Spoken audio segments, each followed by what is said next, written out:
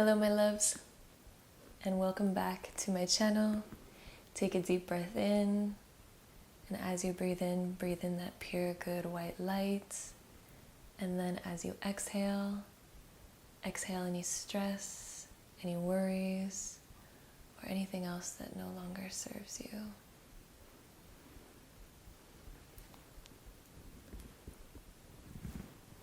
Hello my loves, and welcome back to my channel. Today's video is the December 2022 Zodiac sign prediction. I am so excited to get into it with you. I personally do Western astrology, and I highly recommend checking out your sun, your moon, and your rising sign in order to get the most all-encompassing and accurate horoscope for your month of December. If you do not know what your sun, moon, or rising sign is, there are some online calculators that you can use in order to find that out. And in order to know your rising sign, you will need to know the exact city of your birth and also your exact time of birth. So with that being said, be sure to check that out and discover what your sun, moon, and rising sign are before hopping into it. That way you know what zodiac signs to click on. All of the timestamps will be linked down below so that you can have easy access to skip right ahead to your personal zodiac sign prediction. Sending you so much love, and let's go ahead and hop right into today's video. All right, so my Aries babies, welcome to your part of the zodiac sign prediction. This is for my Aries suns, moons, and risings. Welcome. So in the beginning of December, particularly on December 3rd, we have Neptune going direct in the sign of Pisces, which has been in your 12th house. Neptune going direct is going to be such an amazing time to unlock more dreamy kind of states, a little bit more of sort of your imagination when it comes to ideas, when it comes to things that you really want to do, when it comes to what you're dreaming up and all the things that you want to curate in your future moving forward. Since Neptune was retrograde here in your 12th house over the past few months, this has been causing maybe some like doubt in yourself. There's been some doubt. Whenever Neptune goes retrograde, it can kind of give us some doubts over our dreams, but all of these doubts tend to be an illusion because Neptune is all about illusions, but also fantasies. And when it's going retrograde, it kind of reveals to us where we may have certain doubts, especially being in the 12th house. This is stuff that maybe we haven't uncovered in ourselves before. Maybe we're not really realizing, where are these doubts stemming from? Why do I have these certain doubts in myself? But now that Neptune is going direct on December 3rd, this is going to be an amazing time for my Aries, because now we're going to begin to take all of those old doubts and begin to move them forward and figure out ways that we can get past them so that they no longer need to maybe hold us back or kind of keep us thinking that we aren't worthy or that we are incapable of attaining certain things.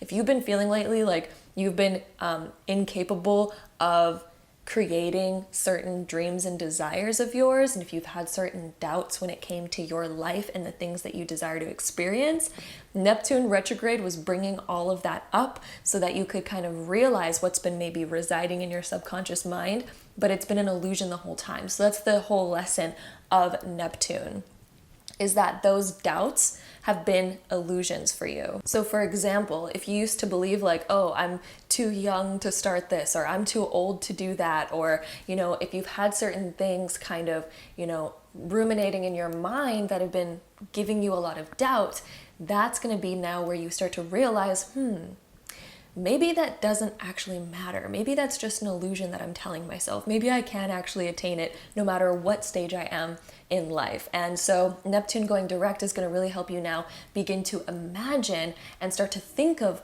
things that are going to allow you to move forward now, especially on those bigger ideas and those bigger dreams and desires that you have. So it's going to be an amazing sort of transition that's happening on December 3rd. Then on December 6th, we're going to have Mercury moving into the sign of Capricorn, and that's going to be in your 10th house.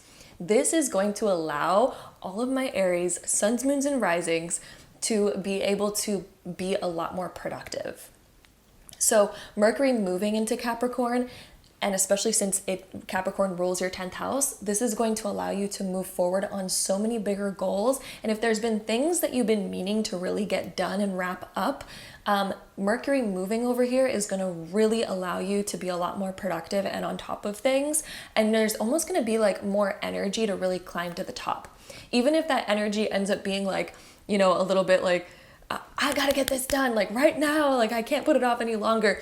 That is kind of that Capricorn energy where we really just start to be a lot more like serious and dedicated, even to the things that are maybe mundane that we just need to get done. So this is going to allow all my Aries to be a lot more productive. And it's great that that's happening right after we have our Neptune redirection. So then we have a lot of productivity coming in.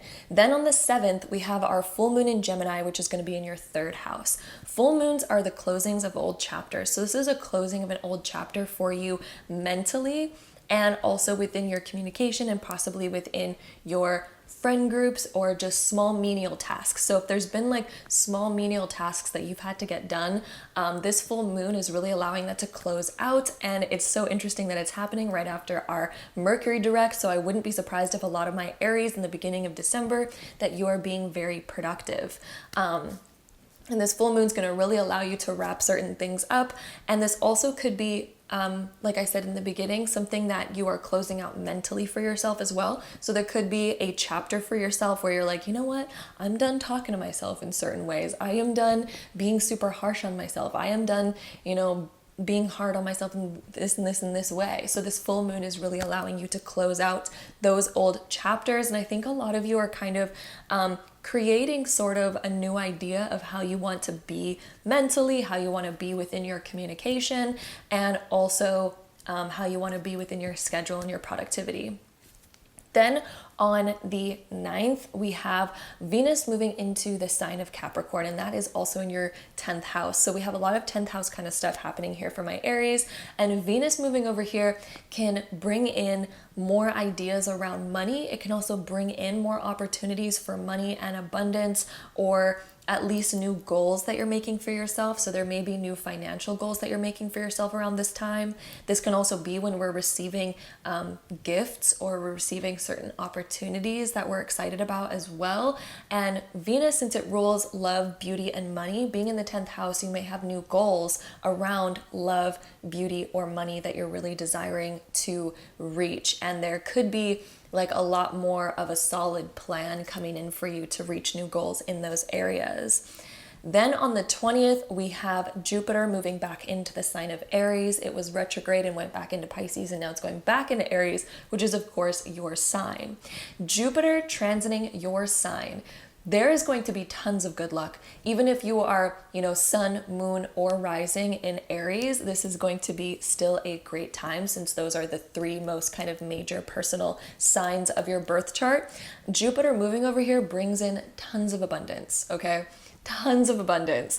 And it is such a amazing transit to go through. It only happens every 12 years that we get Jupiter in our zodiac sign.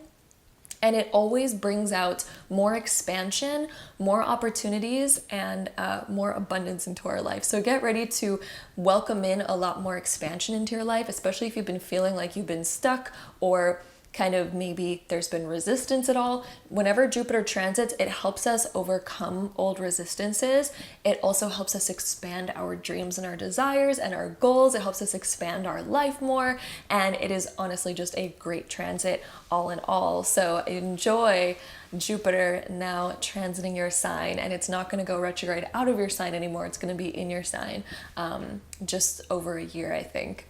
Then on the 21st, we have our sun moving into the sign of Capricorn, which is our winter solstice.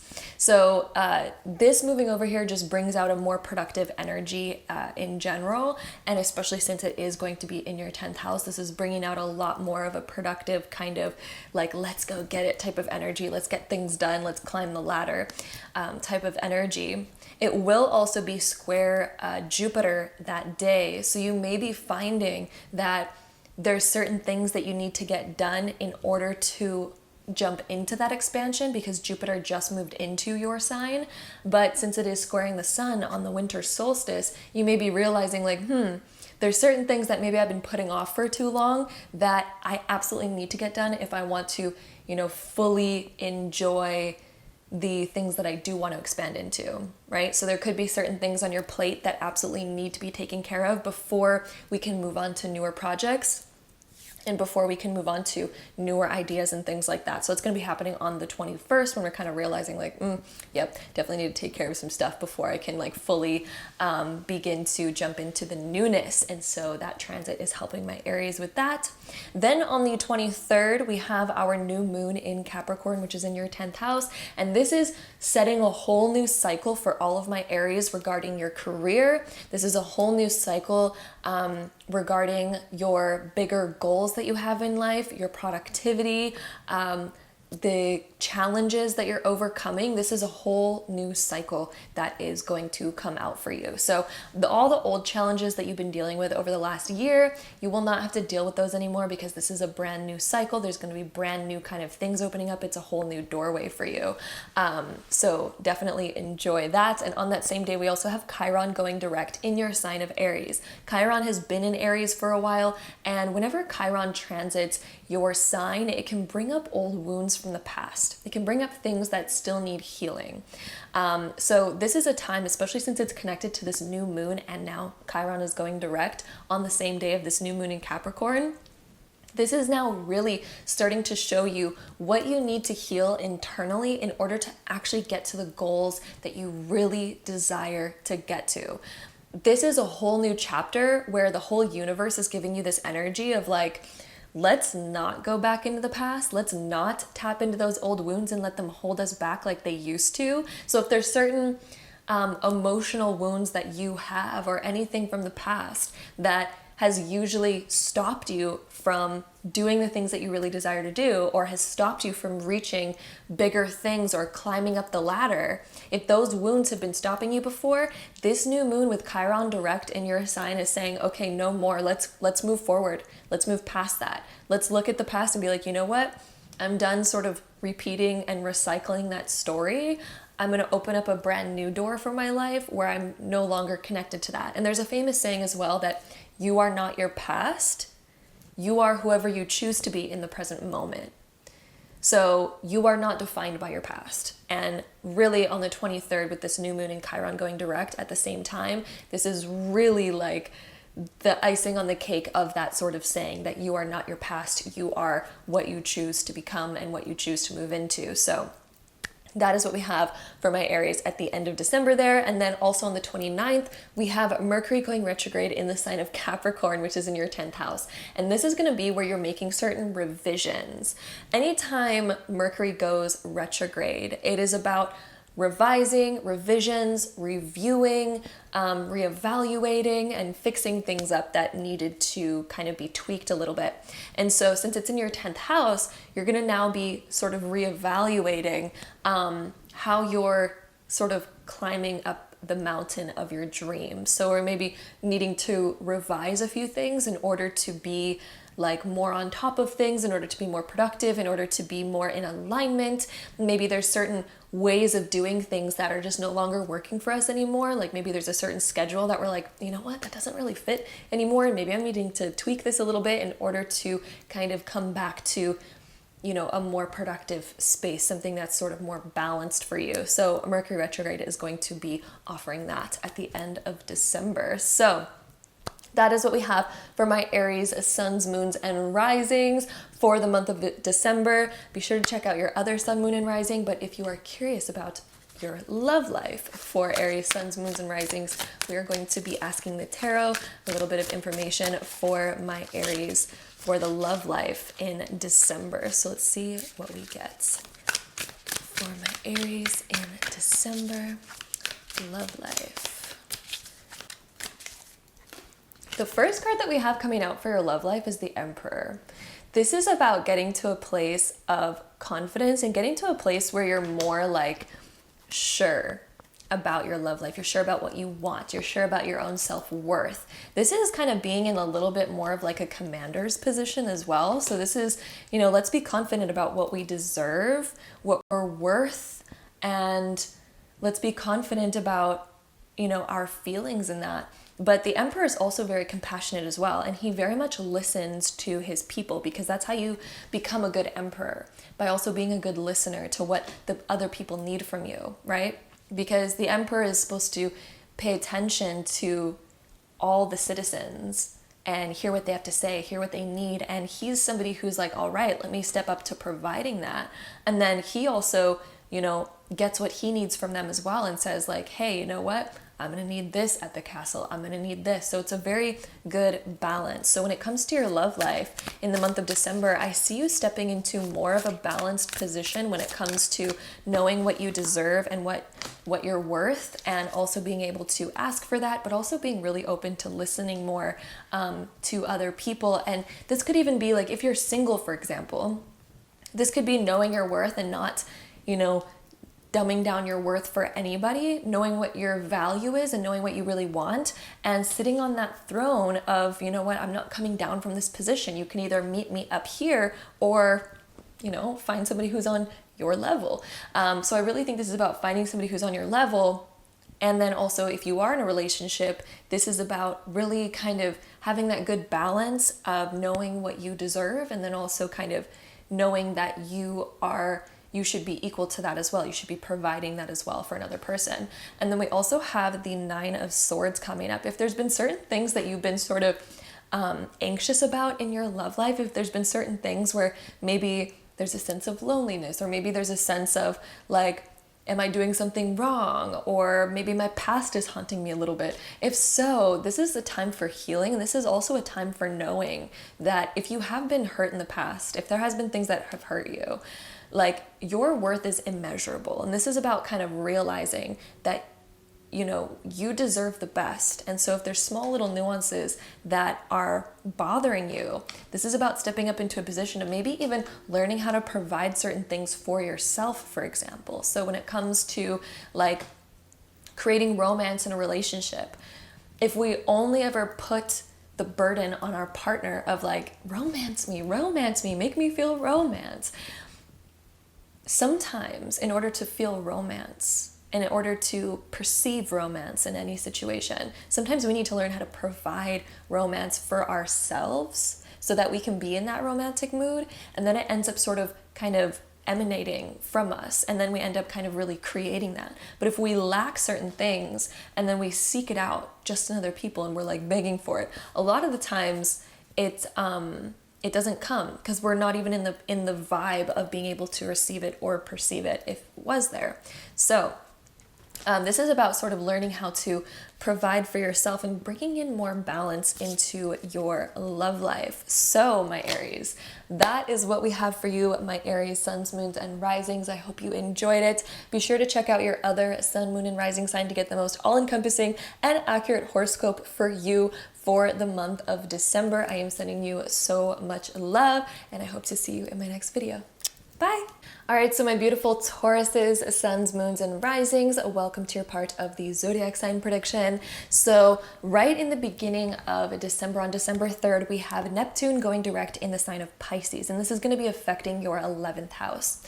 Whenever Neptune was retrograde, which has been retrograde for the past few months, this has been causing us to maybe reevaluate a lot of things around our friendships. This is also where we start to kind of see, you know, certain friendships' real behavior. This could even be some people that you're like dating, or like certain friendships in your life that you're maybe realizing like, there's some certain things here that I maybe need to reevaluate or rethink. And as Neptune is going direct in the sign of Pisces in this 11th house of yours, this is also starting to make you realize that maybe we need to draw certain boundaries in our friendships and our relationships. And we're realizing like, if I don't draw this boundary, certain things are gonna keep perpetuating, certain things are gonna keep happening. And my Tauruses, you're learning a lot more about self-respect during the beginning of December as Neptune goes direct here. And you've been learning a lot about it actually, honestly, for over a year now, as Neptune has been in the sign of Pisces. And this has been really showing you maybe what we need to be more aware of when it comes to our friendships and who we keep as our friends, and maybe the certain boundaries that we do or do not have with our friends, and the ones that maybe we need to make a little bit more clear. So this is something that's teaching you a lot about more clarity here. Neptune can be a little bit more like elusive when it comes to certain things. And maybe we're like, oh, it's fine, let's do it this way, especially being in the sign of Pisces, which is its home sign. And this is something where we tend to kind of put on rose-colored glasses and we tend to really see the best in people all the time.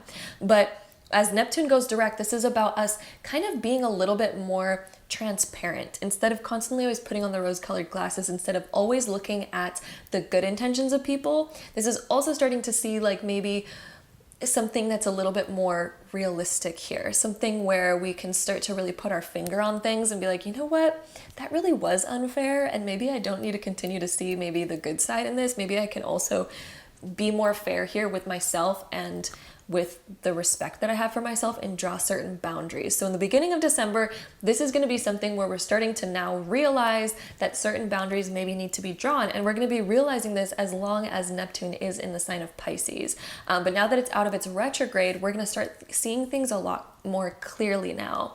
And this could take on all forms. I know I'm kind of being a little bit more like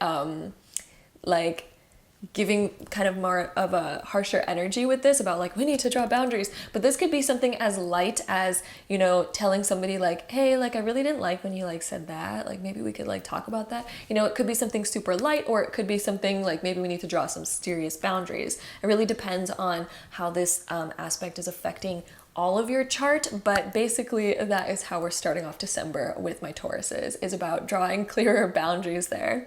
Then on the 6th of the month, we have Mercury moving into the sign of Capricorn.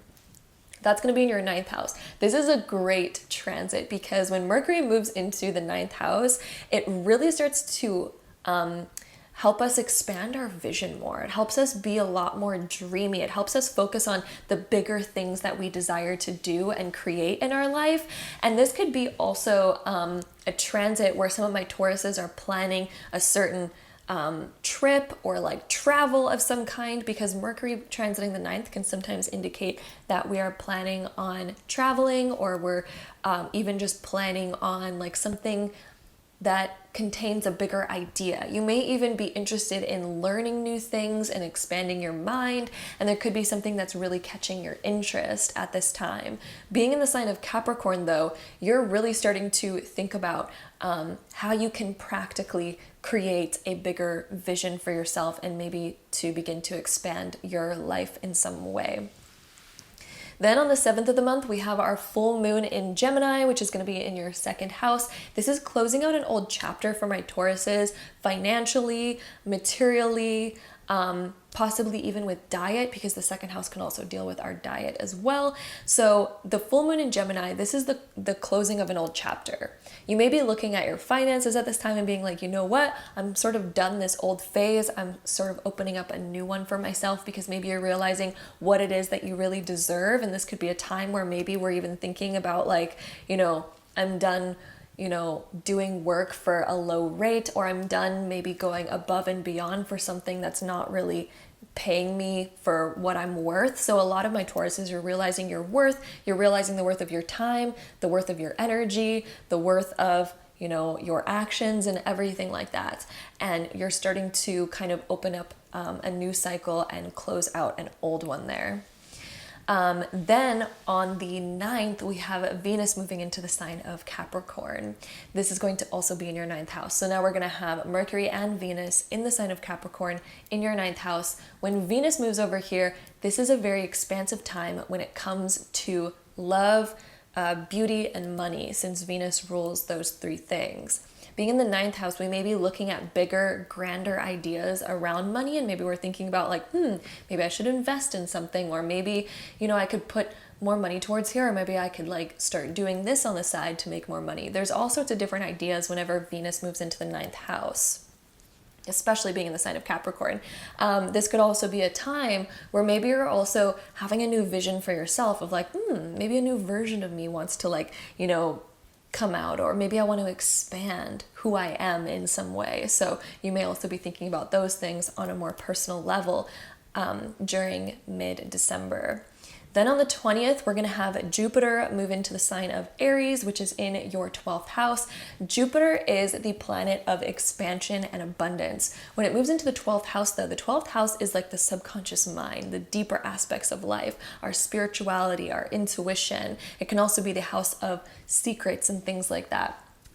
So on the 20th, when Jupiter moves over here, this could be a time where you're expanding a lot within your own self mentally. You may be realizing like, ooh, there's new aspects of myself I'm discovering. I'm discovering new parts of what I really desire. You may be uncovering hidden desires or learning so much more about yourself. And this is like getting to know yourself on a whole much deeper level. So there could be a lot of reflection around this time and the expansion of your inner self. So that's going to be happening on the 20th. Then on the 21st, we have our winter solstice when the sun moves into the sign of Capricorn. On this same day, we are also going to be having Sun square Jupiter.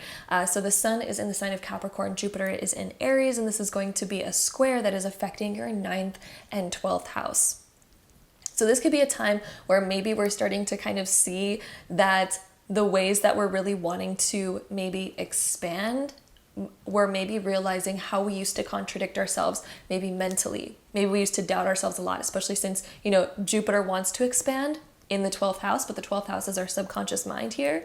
And so when it squares the sun, maybe these new dreams that we're having, maybe we're starting to run into old subconscious patterns or beliefs that are kind of stopping us, and maybe we have some doubt that's coming up. Maybe we're starting to question like, am I really capable of that? Or like, am I dreaming too big? There could be some like more negative self-talk that's coming up with this square, but this is actually a positive transit regardless, because it's kind of showing us what we need to heal within ourselves. It's showing us what used to stop us. And so as we begin to become aware of this, we can kind of see what it is that we need to move past in order to continue the expansion and continue the ideas that we really want to move into. Then on the 23rd, we have our new moon in the sign of Capricorn, which is going to be in your 9th house. This is starting a whole new phase when it comes to the vision that you have for your life. So a lot of my Tauruses, you are now beginning a brand new vision for your life. This could also be the starting of a new hobby. There could be a new interest coming up for you at this time that you're really excited to explore more. Some of you may even be interested in taking a course or doing some sort of studying or learning in some type of way with this new moon being in Capricorn in your 9th house. This could definitely be something where you're interested in expanding your knowledge base, basically.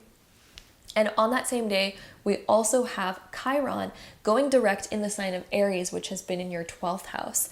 Whenever Chiron transits the 12th, it brings up kind of like old wounds that need to be healed, but these are kind of more subconscious wounds. These are things that maybe we've repressed from the past that we need to maybe look at. And so since it was retrograde for, the past few months now, this has been a time where a lot of my Tauruses, this has been about looking within and looking at, there could have been certain experiences coming up in your life that there's certain patterns happening. And whenever there's a pattern happening, that's when we can look at what wound that's stemming from. So if we have certain patterns in our love life that keep occurring, maybe we can look at, okay, where's that actually stemming from? Do I have some sort of like repressed trauma or repressed hurt or wounds from my past or from my childhood, things that I've learned, as a program from my parents, maybe things that I've learned from the people that I surround myself by. What are these kind of subconscious patterns, programs, or beliefs or wounds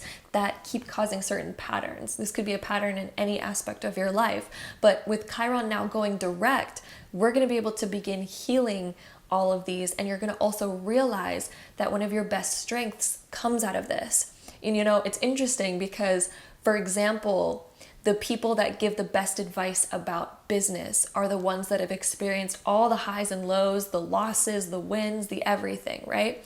And so Chiron is sort of the asteroid that represents those types of situations. It represents using our wounds as something that can actually be a benefit to us.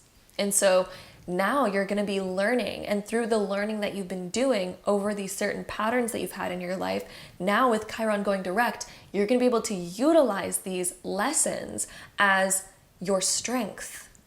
It's going to become your strength, right? Just as like the best business owners and the best people to get advice from in business aren't the ones that have only ever had success and never gone through the ups and downs because they couldn't give advice for people who are going through a challenge, right? So since you've been through certain challenges in your life, now these are going to become your strength. That is what Chiron does. So all these things that you've been maybe dealing with, certain patterns that you've been dealing with for the past few months or even the past few years even, this is now really going to be a time for a lot of healing for my Tauruses by the end of December. So as Chiron goes direct here, this is going to bring out a lot more blessings and strengths in those areas. Then on the 29th, we have Mercury going retrograde in the sign of Capricorn, which is in your 9th house. Mercury retrograde is all about revisions and revising and reviewing.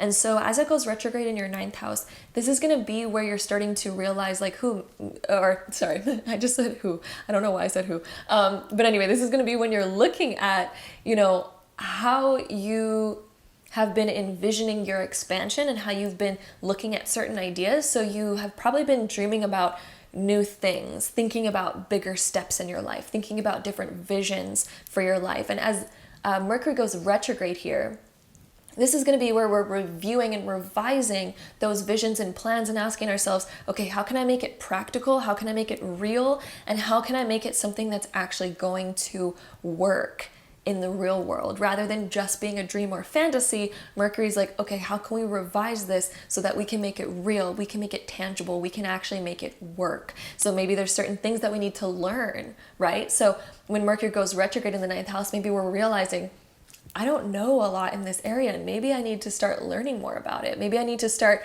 reading a book on it or taking a course or watching a video on it so that you can learn how to overcome certain things and also how you can learn how to implement your visions and your desires in a more practical way so that they actually blossom in your life.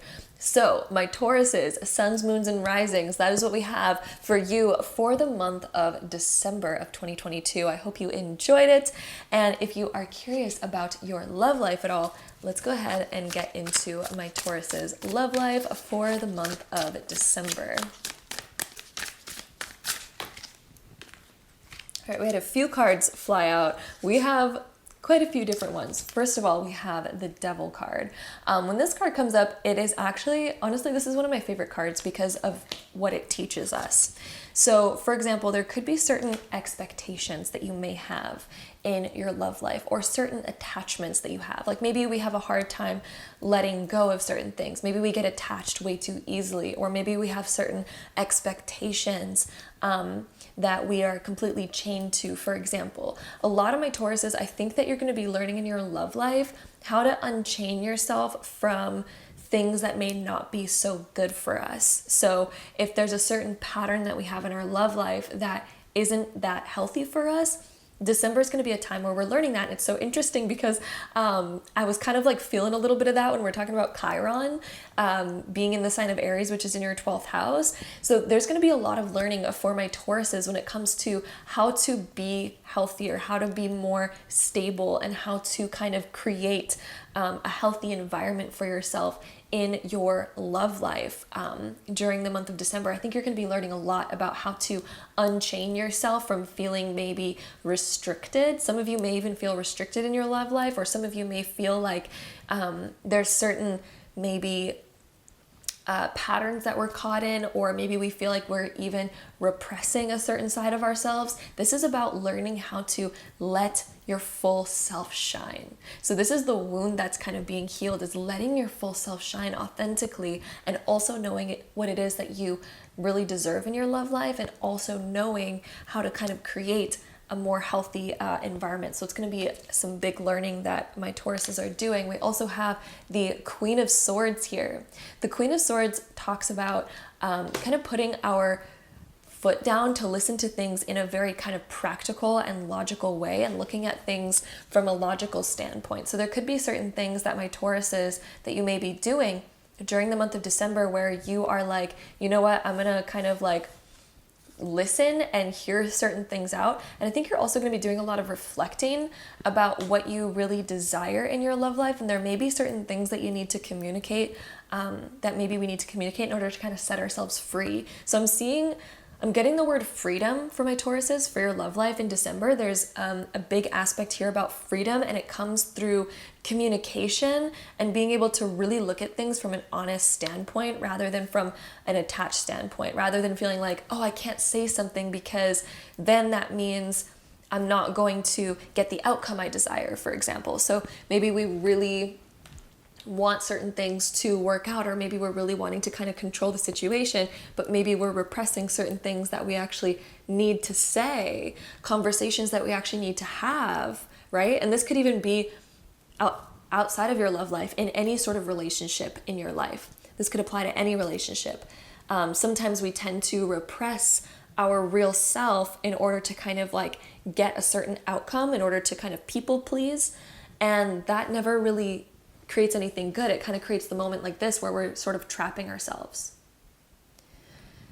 And we're not really having the best outcome either way if we don't express, what it is that's truly on our mind and the things that are truly on our heart. So I think a lot of my Tauruses, the month of December is about setting yourself free. And then it's interesting because we also have the 10 of Cups next. This is one of the best cards in all of tarot. I think you're going to have like more honest reflection with yourself. There may be some important talks that you end up having, certain boundaries that you end up sort of creating in your life, like healthy boundaries. And I think it's going to benefit you a lot since we have that 10 of Cups coming up next. This is going to allow a lot more harmony in your life. And this is also going to allow you to now begin to grow more rather than be restricted and restrained. This is going to allow you to begin to grow more. And then we also have the 6 of Cups being reversed. This is about letting go of the past. There's certain things that maybe we're holding on to from our past. Maybe it's our past wounds. Maybe it's, somebody from our past. Maybe it's, whatever the case may be. I think a lot of my Tauruses, you're realizing like, hey, now it's time to like let that go. It's time to completely just like cut out those old chapters so that I can kind of, create a new one, right? Because anytime that we are in a new chapter, but we're still kind of hanging on to all the things from the past, that ends up becoming, tied into our new story. Even if we're technically done with it, we end up tying it in somehow. And so I really think a lot of my Tauruses, this is about letting go of the past, letting go of certain people from the past, letting go of old fears or old wounds from the past so that we can kind of create a new story moving forward. So that is what we have for my Tauruses. This is all about creating more freedom, and that 10 of Cups, that's going to be really great. So that is what we're getting for my Tauruses, suns, moons, and risings for your month of December and for your love life. I hope you enjoyed it, and be sure to check out your other sun, moon, and rising sign to get the most all-encompassing and accurate horoscope for you for the month of December. I am sending you so much love, and I hope to see you in my next one.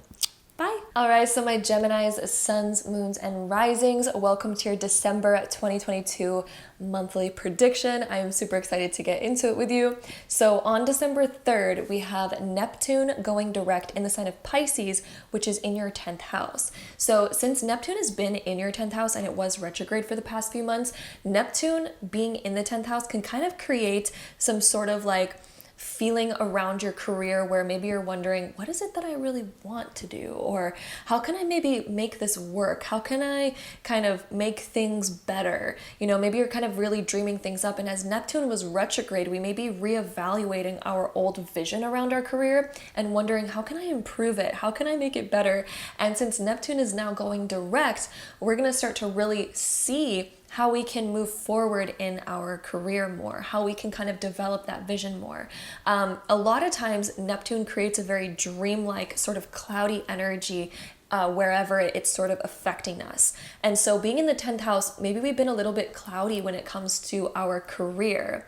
Maybe our focus and our productivity has been a little bit cloudy lately, and we're trying to find more clarity when it comes to our career. Neptune going retrograde here though was helping us sort of reevaluate and sort of see like, okay, you know, maybe I'm in this cloudy area, but does that mean maybe that I can like paint a new picture here since things are maybe less defined right now? And this is a time where maybe we're realizing, yeah, I can, you know, dream up a whole new thing. And if you've been feeling a little bit lost or confused or a little bit up in the air when it came to, you know, goals that you're trying to reach, or when it came to creating more definition in your career life or within your material life, this is now a time, as Neptune is going to go direct, where things are going to become clearer. Things are going to become more defined for us, and they're going to become easier than when Neptune was retrograde here. So this is offering kind of a new time for us. And Neptune is actually such a great planet because it's the planet that rules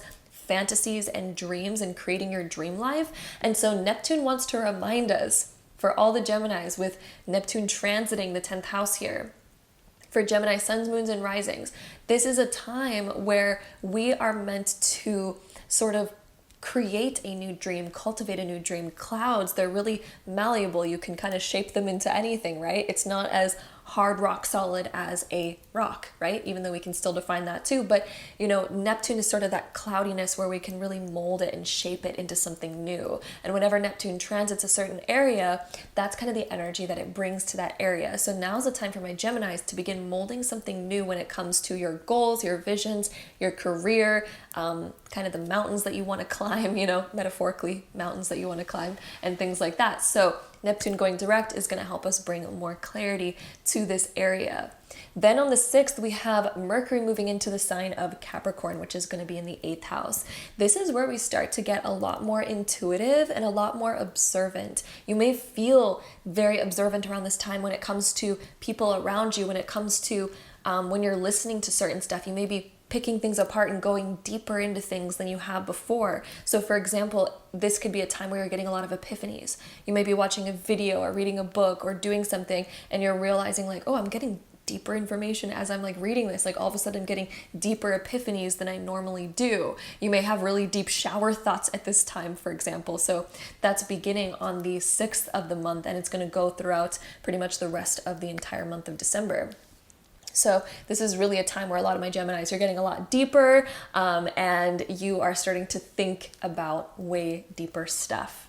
Then on the 7th, we have our full moon in Gemini, which is of course in your first house because this is in your sign. Full moons are all about closing old chapters. So there's an old personal chapter that you are closing in the beginning of December. So on the 7th, there's going to be a kind of closing of an old chapter for my Geminis where we are sort of just ending old stuff. This could be ending old things for ourselves mentally, and we're like, you know what, I'm no longer kind of going there. I'm sort of going to close out that old chapter.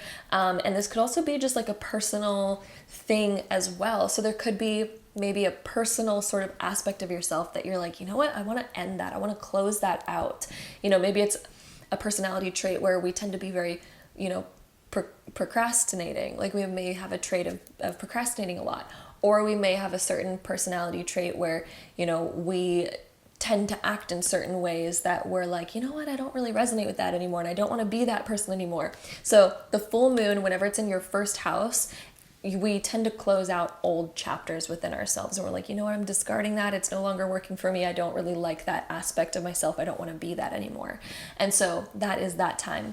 Then on the 9th of the month, we have Venus moving into Capricorn, which is going to be in your 8th house. So lots of 8th house stuff happening for my Geminis during December. And Venus being in the 8th house, this can be where we get new opportunities to make money. This can also be where we kind of discover like that there is more money for us than we realize. This could be getting like an unexpected check in the mail. This could be like getting a new opportunity or getting a new idea of ways that we can make money, or your material assets may be increasing in some type of way, especially since this is in the sign of Capricorn. There could be also certain things within your career where we're like, ooh, there's like an unexpected opportunity here, or I'm thinking about new ways of making money, and you may be implementing those around mid-December. Then on the 20th, we have Jupiter moving back into the sign of Aries, which is going to be moving back into your 11th house. And this is going to be where we begin expanding a lot within sort of our impact with the world. This could be where we're expanding a lot with our friend group. So Geminis, you may be meeting new people at this time. You may be interested in attending certain events where maybe you get to meet new people, maybe you get to make new friends, or maybe there's just certain events happening where you're like, oh, I've literally made a new friend here. I literally made a new connection. And so Jupiter transiting that area definitely expands our social life. But it can also bring us more purpose when it comes to how we want to kind of have our impact on the planet. So for example, you could have like a deep yearning or purpose that you want to fulfill at this time, and Jupiter will help you expand into that more.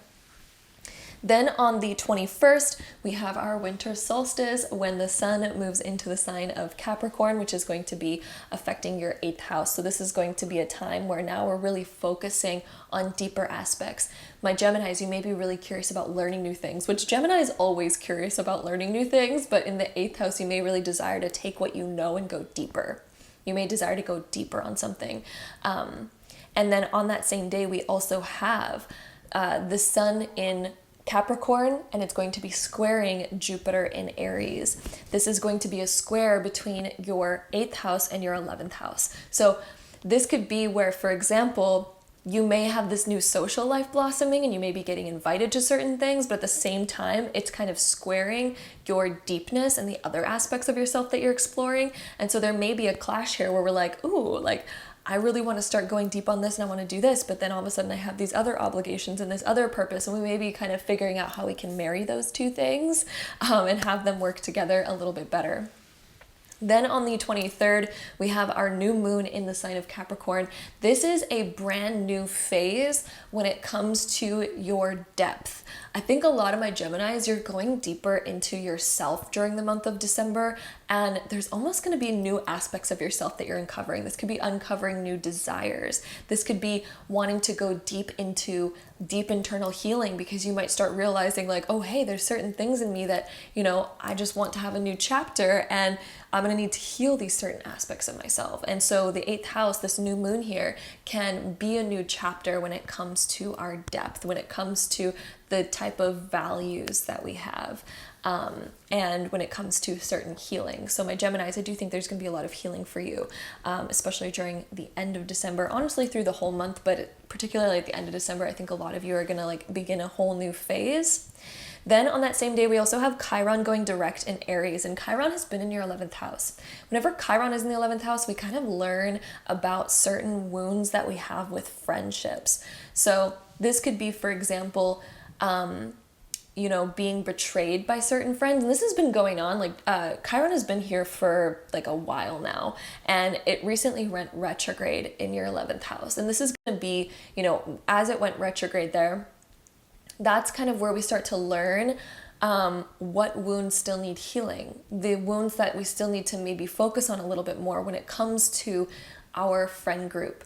So for example, maybe we're not good at setting boundaries with our friends. Maybe we're not good at communicating how we really feel with our friends. Maybe we're not communicating when we are hurt by our friends. Maybe we are like, you know what, I'm just gonna let it slide. I'm not gonna mention it, not gonna bring it up. Maybe there's certain things where our communication maybe isn't fully on point or something like that when it comes to our friends. And Chiron now going direct in your 11th house, there's going to be a lot more forward motion here. So you've been revising a lot about how you show up to your friend groups. You've been revising a lot of aspects of yourself over the past few months in your area of friendship.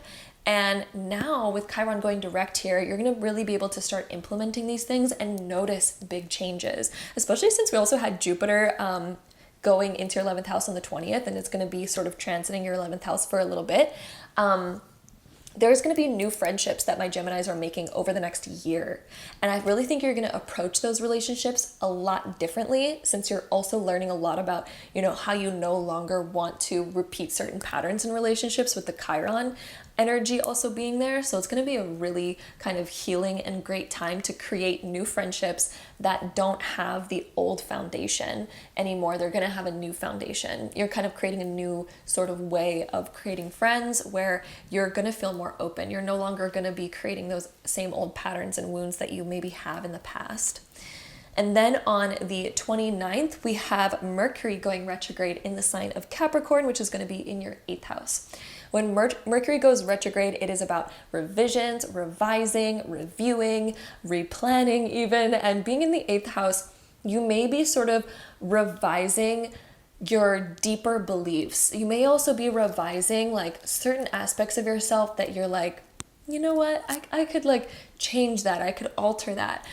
It can also bring up the ways in which we are intimate and maybe create more intimate moments. We may be reviewing and revising that in order to kind of create deeper connection, deeper intimacy in our life, deeper passion. You may be looking at, for example, your work or your love life or anything else, your hobbies, and you may be asking yourself, how can I kind of create more passion here? How can I create more aliveness? How can I feel more connected to my work? How could I feel more connected to my partner? So Mercury retrograde is sort of creating that sort of energy by the end of December, where we're going to really get deeper and start to kind of create deeper connection there.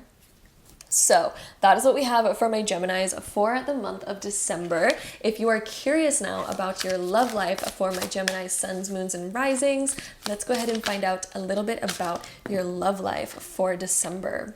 So we have these two cards coming out. We have the 7 of Cups upright, and then we have the Queen of Wands being reversed. So Gemini, you're starting to really learn what it is that you desire in your love life. Even if you're already in a relationship, you may be sort of looking at like, you know, what aspects do I want to focus on more? What aspects do I want to maybe bring out more and experience more in my love life versus what aspects maybe do I want to like, you know, start diminishing? You may be looking at certain patterns that you've had and you're just really starting to define more about what it is that you desire to experience more of in your love life, whether you're single or in a relationship. Then with the Queen of Wands being reversed, we may be learning about how we can start to create that ourselves. And when the Queen of Wands is reversed, sometimes we start to see maybe where we have a lack of energy in certain areas. So maybe we're feeling a little bit more tired lately and maybe we haven't been putting as much effort or time in, or maybe we're realizing like, I don't want to be the only one bringing passion. I don't want to be the only one kind of doing this. And so we're sort of realizing how we can kind of navigate and create more balance in our love life. And I think a lot of you are also sort of looking for new ways to kind of spark up a new sort of like energy. So Geminis, you're the sign that gets bored the most easily. So for example, you like change, you like things to be new. You don't want to do the same old thing for the rest of your life. Like I feel like for Geminis, if you give them a schedule where it's like the same every day, they will go nuts, they will go crazy. And so Gemini likes change. And what I'm seeing for you for your love life, you're kind of looking at how can I like create a new experience rather than experiencing the same day over and over again. How can I kind of create something a little bit new? And that's going to be a theme for you during the month of December, about how to create something a little bit new, how to spice things up. And I really think you're going to find something that's exciting, that spices things up. And it's going to be like a fun sort of experiment for you of like, ooh, let's try this out, let's try that out. And then it's going to be fun and exciting because Gemini, you're also the master of doing that. You're the master of finding new things and being creative mentally and thinking of new creative things. So that is what we have for my Geminis for the month of December, my Gemini suns, moons, and risings. I hope you enjoyed it.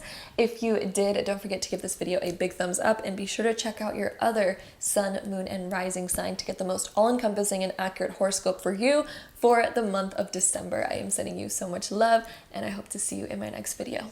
Bye.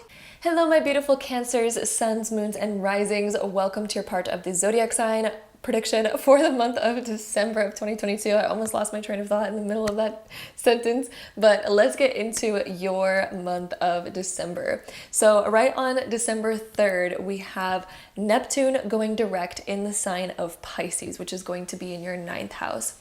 Neptune is this planet that's like very dreamlike, and it's kind of, it sometimes can create a little bit of a cloud as well, but it's very fantasy-like, it's very dreamlike. And it was recently going retrograde in your 9th house, which maybe caused us to question a lot about our belief systems. It maybe even cause us to question a lot about, old values that we've had. Do we really believe in certain things or not, right? And as Neptune goes direct in the ninth house, this is going to be where you start to really find a new footing and a new foundation of things that you do really believe. So Neptune going direct here in the sign of Pisces in your ninth house is going to really open up new doorways for you about learning what it is you believe, what it is you value, and what your truth really is. A lot of my Cancers, you've been seeking, what is my truth? What do I really like? What is my foundation? What do I believe at my core? Like, what is this universe that we live in? You might even start asking yourself some of the really bigger questions in life. And you may have even been doing so for over the past year. And this is going to really help you start to see who you really are and what you really stand for as well. So this is opening up that whole new door for you of exploring deeper into your spirituality, deeper into your belief systems. And you're going to be finding new things that really work for you. You're going to be really finding your truth at this time. And then on the 6th of the month, we're going to have Mercury moving into the sign of Capricorn, which is going to be in your 7th house. When Mercury moves over here, this can be where we really start to figure out certain things within our relationships. So whether that be your really close friendships or your intimate partnership, you are now going to be having some deeper conversations and really getting to the bottom of certain things. And a lot of stuff is going to be moving forward for you regarding your relationships. So certain talks that have needed to be had, or certain things that maybe we've needed to express or listen to or be open to are now going to be happening during the beginning of December. And this is going to be a time where we're really able to communicate our full thoughts, and we're really able to kind of find balance and bring more balance to our relationships through communication and through understanding here. So this is going to be where a lot more understanding comes out in our relationships, and some really important talks are going to be had. And this can also be where we're having like more fun conversation too. Like we might notice a lot of laughter around this time, even with our friends or our partners. So it's not all just like super serious stuff. This can also be a time where we're just having like really fun kind of banter, or we're even like learning new things from our intimate relationships, and we're being taught new things, or we're just having like really interesting, fun conversations. Then on the 7th, we have our full moon in Gemini, which is in your 12th house. The full moon is all about closing out old chapters, and being in your 12th house, this is going to be closing out an old chapter mentally for you. Maybe we used to put a lot of emphasis towards certain things mentally, and we noticed like, hey, that's been draining my energy a lot, and maybe I just want to let that go. This can also be where we really start to notice like, hey, I have a certain pattern, and maybe that pattern is stemming from me. Maybe it's stemming from how I'm acting subconsciously. Maybe it's stemming from a certain aspect of myself.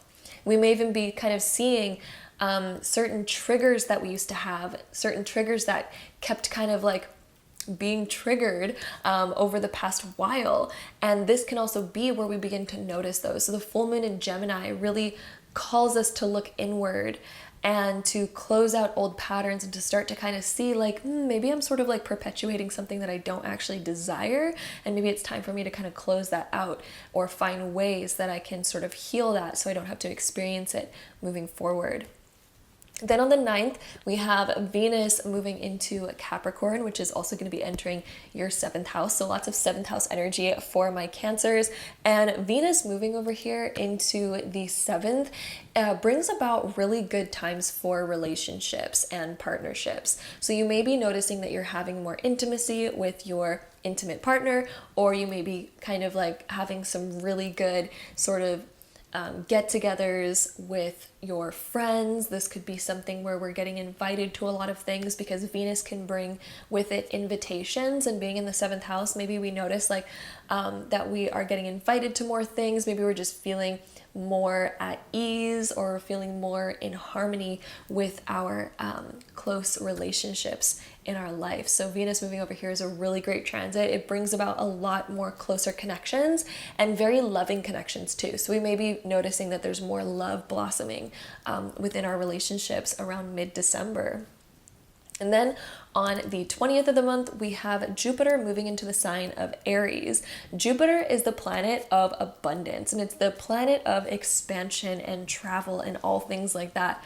Being in the 10th house, there could be new opportunities to maybe make more money. There could be opportunities for us to save more or to invest our money somewhere else. This could also be a time where we are expanding in our career. This could be a time where maybe we're looking at how we can take on more responsibility in our career, how we can level up in our position in our career, and expand more. So this is definitely a time where a lot of my Cancers, you're going to notice opportunities to kind of create more for yourself regarding your career. Or this can even be relative to going to school if you are not in the realm of career yet, or maybe even if you're retired, this would be in the realm of like your bigger goals or like your sort of the work that you do in your life.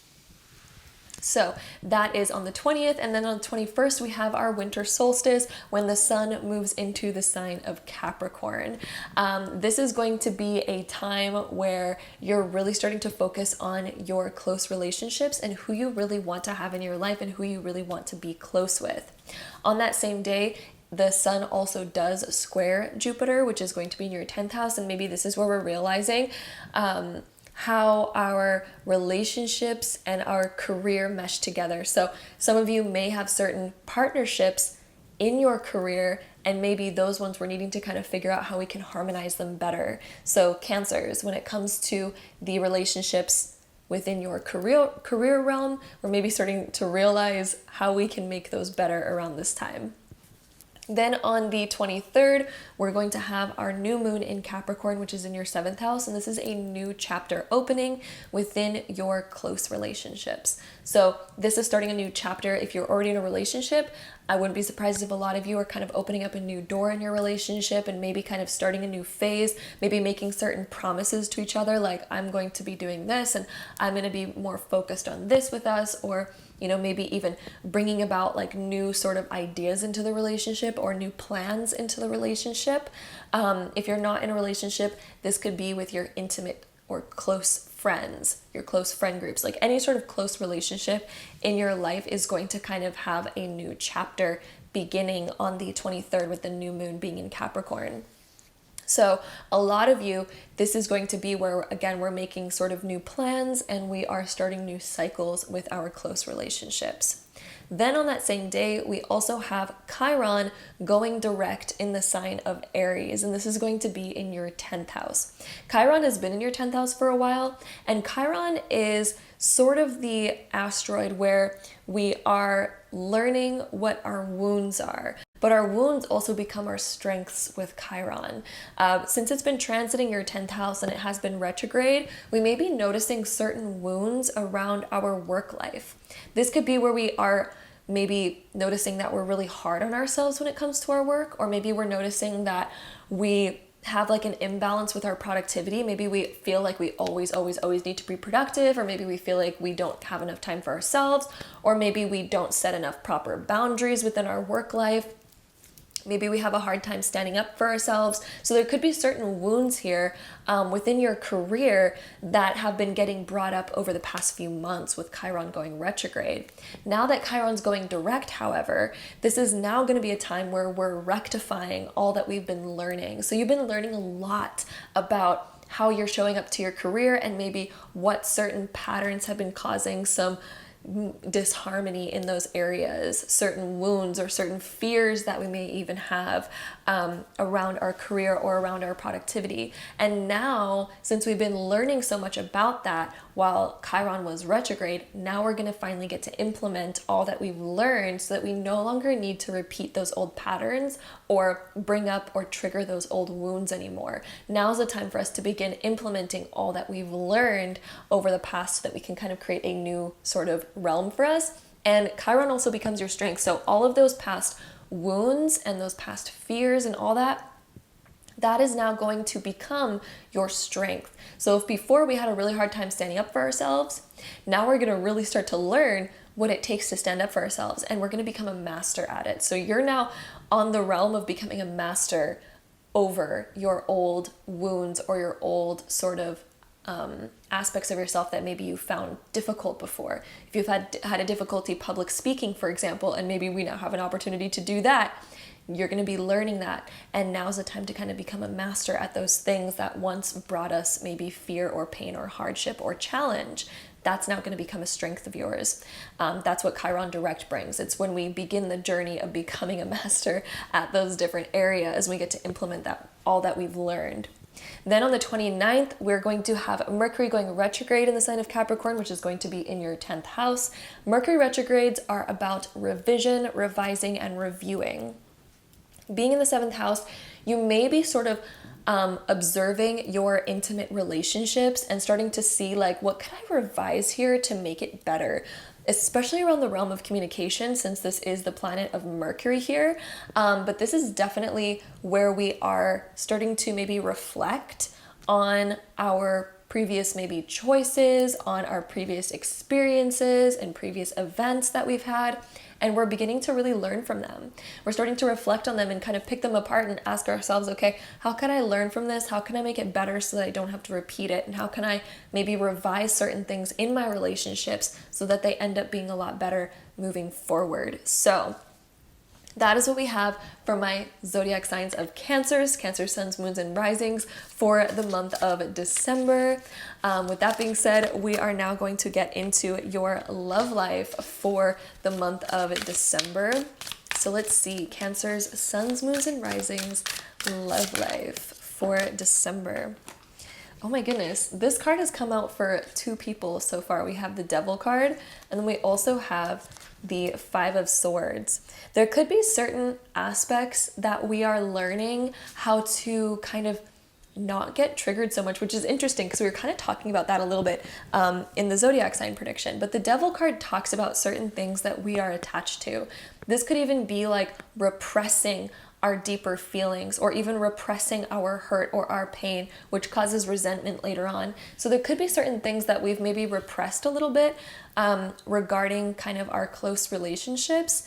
And repressed stuff always has a way of coming out. It always has a way of like triggering us later. It always has a way of like kind of, you know, coming out. Like maybe we're noticing that maybe there's certain triggers that are coming out in our love life a little bit, where we're like kind of annoyed by certain things, or we've kind of maybe created some more negative mindsets, and we're constantly like, oh, I don't like this, or I don't like that, and we're always focused on the negative. If you notice that you're focused a lot on the negative, it looks like December is going to be the month where you are now sort of realizing like, ooh, maybe I need to shift that. Maybe I need to have a bit more balance in my life of allowing myself to be more expressive, allowing myself to kind of maybe go deeper and to see where these certain things are stemming from so that I can heal them, and so that I can become better and kind of create a more balanced love life. So it looks like a lot of my Cancers, this is about creating a more balanced love life, and also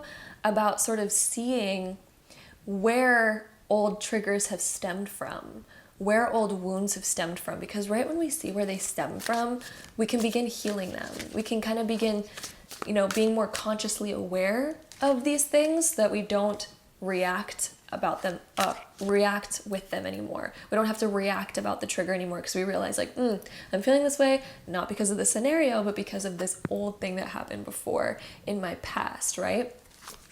So this is where we kind of begin to heal that by bringing conscious awareness to it. So let's see if we get anything else here for my Cancers. We also have the Empress showing up. The Empress is about birthing a new phase, and also about being more nurturing. I think my Cancers, this is a time where you're learning how to nurture yourself more, how to give yourself what it is that you need. And I also think you're learning about how to be even more nurturing to the people that are around you, how to be like softer and kinder. And I'm not saying that you're like not soft or kind. I feel like all my Cancers, you very much are, but there's a new aspect that's coming out for you in the month of December, where you get to experience more softness and more kindness in your intimate relationships. And you may even find that you are creating more intimacy and realizing what it is that makes you feel more sensual, what makes you feel more connected, because that's what the Empress is all about. And she is connected to the planet of Venus. We even have the Venus glyph on this card. And Venus is the planet of love, beauty, and money. So I feel like you're really starting to beautify a lot of your love life, and you're really starting to kind of connect deeper to the love that it is that you desire, and beginning to learn how to create more of that during the month of December. So that is what we have for my Cancers, suns, moons, and risings. I hope you enjoyed it. Be sure to check out your other sun, moon, and rising sign to get the most all-encompassing and accurate horoscope for you for the month of December. I am sending you so much love, and I hope to see you in my next video. Bye. Hello, my beautiful Leos, and welcome to your part of the Zodiac sign prediction. This is for my Leos, suns, moons, and risings for the month of December of 2022. So on December 3rd, we have Neptune going direct in the sign of Pisces. It has been retrograde for the past few months, and this is all happening in your 8th house. So Neptune has been in your 8th house for a while now, and whenever Neptune transits the 8th house, it can bring up like unexpected expenses. It can bring up unexpected things around shared assets, like what do I own, what is this, what is that, and like how can I improve my financial well-being and all sorts of stuff like that. So Neptune being here can make things a little bit more cloudy. It can make the fine line a little bit cloudy. So for example, this can be a time where we're figuring out what is my overhead? What are all my expenses versus how much is my income? And that fine line can be a little bit blurry whenever Neptune is transiting this area. And since it is now going direct though, there's been a lot of like revisions and reviewing that a lot of my Leos have been doing over the past few months while Neptune was retrograde. You've been sort of kind of really diving deeper and figuring this aspect of your life out a little bit more. And now that Neptune is going direct, this is going to be something where you're now able to implement all the things that you've been observing and learning. So a lot of my Leos, I really think that you're going to be making new financial plans for yourself. And the 8th house can also deal with our inner passion and with intimacy, and it's also an area where we go deeper within ourselves. And since Neptune has been here, a lot of my Leos, you've been diving deeper into who you are. You've been diving deeper into getting to know yourself more intimately and figuring out, okay, what exactly is it that I really like and what is healthy for me, and where do I find pleasure and where do I find my inner passion? And so since Neptune is here, this is about a time where we get to sort of decide something new for ourselves. We get to sort of paint a new picture. What do you find the most interesting? What do you want to dive deeper on? So deeper aspects of yourself may be coming up at this time, and we may be sort of figuring ourselves out on a deeper level as Neptune goes direct in the sign of Pisces in your 8th house. So definitely finances are getting figured out, and deeper aspects of yourself are getting figured out at this time. Then on the 6th of December, we have Mercury moving into the sign of Capricorn, and that's going to be in your 6th house. So when Mercury transits the 6th, which also I feel like all of my Leos, you've been having a lot of 6th house stuff come up lately, like over the past year. There's been a lot of 6th house stuff for my Leos. But Mercury moving over here is really calling my Leos to focus more on your schedule, your routine, your time management. Is it balanced or is it imbalanced? Are we noticing that we're being, for example, way too productive and not having any personal time? Or are we taking up way too much personal time and procrastinating on certain things that need to get done? Like, where is the balance here? And when Mercury transits the 6th, this is when we start to get more in balance. We start to become more aware of what needs to be balanced. So I think for a lot of my Leos, you are now discovering different aspects of your life that need more balance in them. And during the month of December, I really feel like a lot of my Leos, you're going to be balancing your schedule a lot more, and your work life, especially because the 6th house can indicate our work life or even schooling if you're in school, and everything to do with your routine and schedule. I really think you're going to be rethinking a lot of things and revising them so that it works for you better and so that you feel so much more balanced during the month of December. Then on the 7th of the month, we have the full moon in Gemini, which is going to be affecting your 11th house. This is closing out old cycles in relationships, especially friendships. So if you have certain friendships in your life, this is like the ending of old cycles whenever there's a full moon here. So we may be coming to like a certain closure with certain people in our life. We may be noticing that we're just taking on a new sort of cycle or, you know, a new sort of pattern in regards to our relationship. So you may be feeling like a sense of renewal happening here, or you may even be feeling a sense of like wanting to cut out certain things in your life that really just aren't resonating with you anymore. There could be certain people that just really don't resonate with you anymore, or certain things that we need to let go of within friendships. And that's all happening on the 7th of the month. Then on the 9th, we have Venus moving into the sign of Capricorn, which is going to be in your 6th house. Venus is the planet of love, beauty, and money.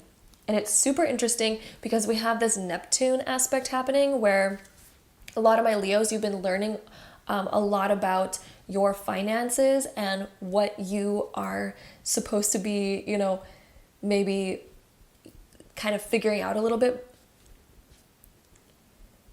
And you've been figuring out more about your finances and what you need versus kind of like where things are at. And with Venus now moving into the sign of Capricorn in your 6th house, this is bringing about more opportunities and more ideas in your career to start making more money. This is actually a really good transit to start doing things that are going to provide more financial abundance for you in the future. So Venus transit the 6th is a really great transit for inviting in more money, or at least more opportunities to begin acting on things that are going to pay off in the future.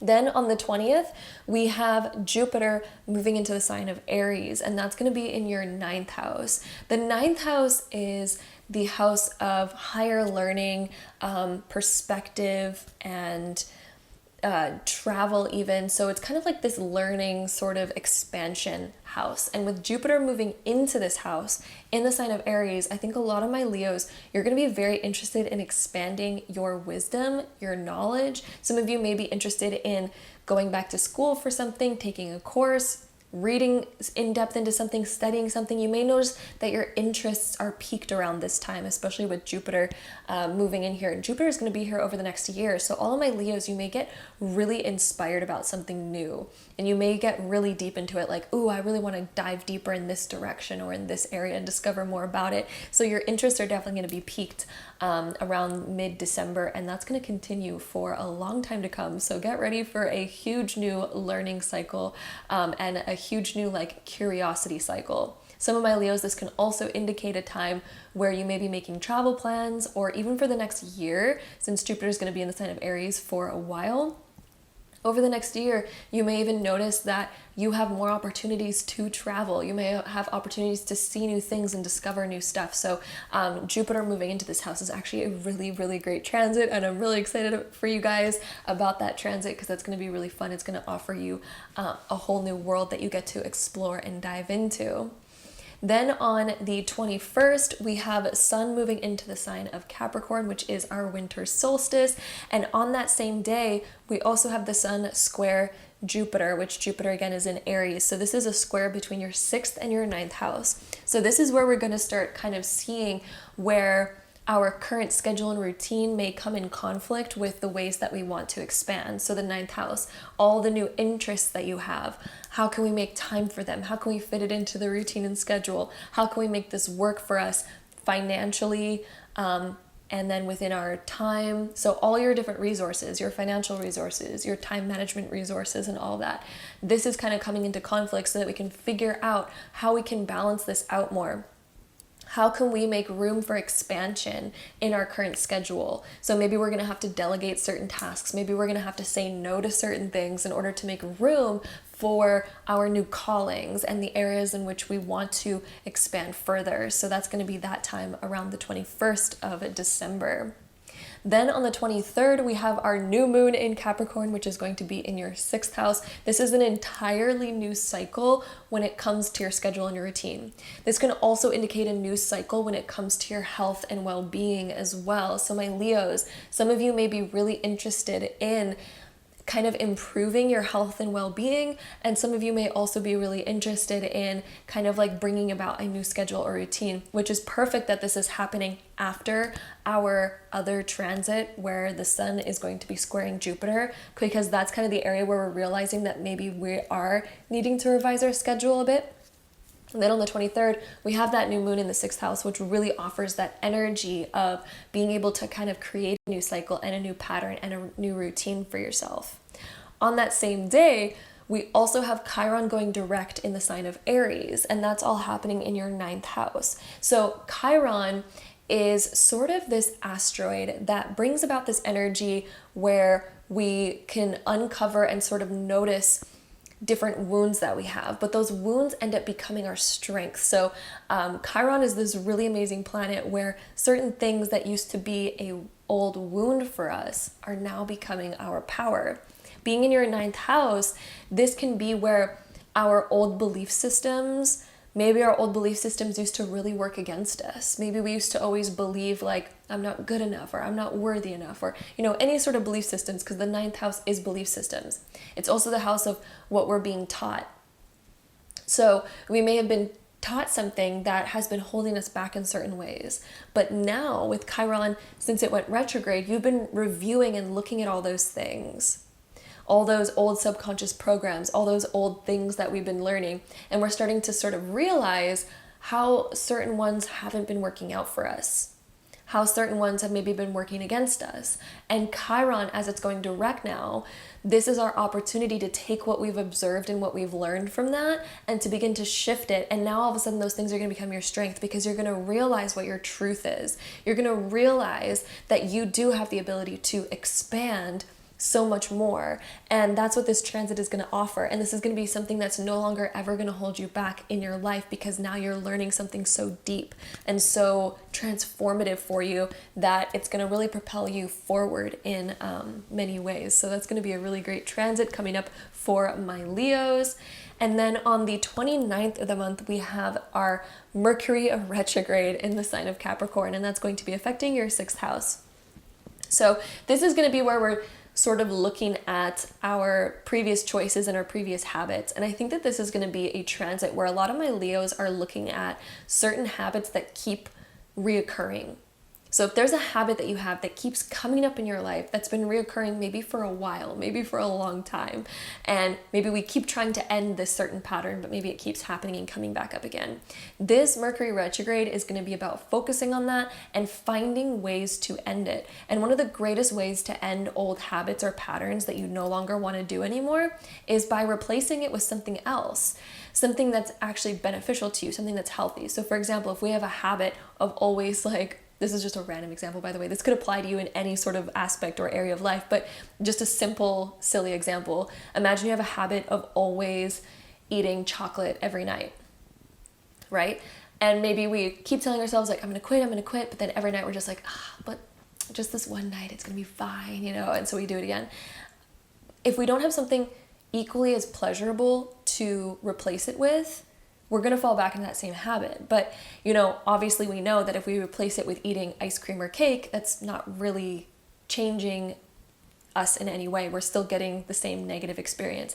But maybe we can replace it with like, I don't know, having something super healthy that's really good for you, like a fruit salad. Maybe you're going to discover like the best recipe ever and you're like, that is bomb. Or maybe you're going to replace it with something else that's healthy and you're going to tell yourself like, every time I'm reaching for this, or every time I get this knee-jerk reaction of falling into this pattern, I'm going to replace it with something that's actually healthy. And I'm going to tell myself that that is absolutely what I have to do no matter what. Or you can also break a habit by telling yourself that if I do choose to do the bad habit, that I also have to do something like super crazy bad. Like I was reading in this one book, Atomic Habits by James Clear. That book talks a lot about habits and how to break them. And one of the ways of breaking a bad habit is to tell yourself, like, if I do sink into this bad habit, I also have to, like, do something I really don't want to do. I forgot what one of the examples were. It was something like eating something really gross if you chose to eat, like, something that was bad for you that you're addicted to. It's like, oh, if I like eat, I don't know, if I have chocolate that night, that I have to eat like what's something really gross of food wise? Like, I don't know. Then you'd have to eat like salmon with the chocolate at the same time and you have to eat it like, you know, something so silly. So that would break the habit, right? But it's like really committing yourself to something. And I really think that this Mercury retrograde in the sign of Capricorn in your 6th house is going to really bring up what those habits are for you, and this is an opportunity to review and revise them and make lasting permanent change. So that is what my Leos are going to be going through this December, and that is starting at the end of December, and it's going to be going through most of January as well. So this is a time of breaking habits for my Leos. This is a time of fully replacing them with something that you are not going to break in the future, a habit that you're not going to break. So replace it with something that's good and healthy for you so you no longer fall into old patterns. So that is what we have for my Leos, suns, moons, and risings for the month of December. We are now going to get into your love life for the month of December. So if you're curious about what will be happening in your love life, then let's go ahead and find out for my Leos. So Leo, suns, moons, and risings, love life. Let's see, we definitely had some fallout cards here. We have the Page of Cups with Justice. So the Page of Cups is a really interesting card. I actually love the Page of Cups because it's so like, it's a new idea. It's a spark of a new idea and a new feeling. There could be something that's really catching your interest in your love life during the month of December. Page of Cups can also indicate when we're starting to take care of ourselves more, because maybe we're thinking about like, I really want to feel my best. And Page of Cups can be where we're looking for more of that sort of emotional fulfillment, and maybe we're doing something for ourselves to make us feel more love. I also think a lot of my Leos, you're going to be focused more on balance and harmony. So instead of just focusing on people pleasing, or instead of just focusing on what our needs are, this is about kind of coming together and creating a balance between those two worlds where we're focused on both.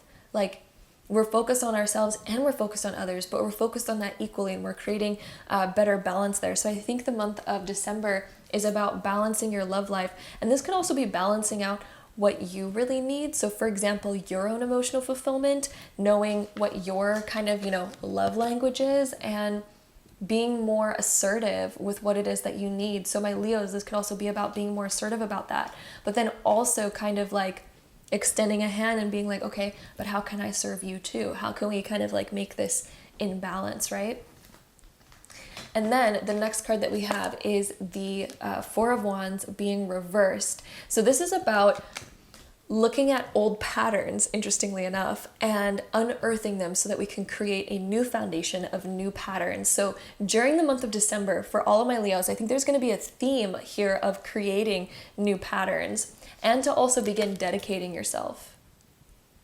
So the Page of Pentacles, I'm also oddly getting another message from this one about not getting too fixated on the details.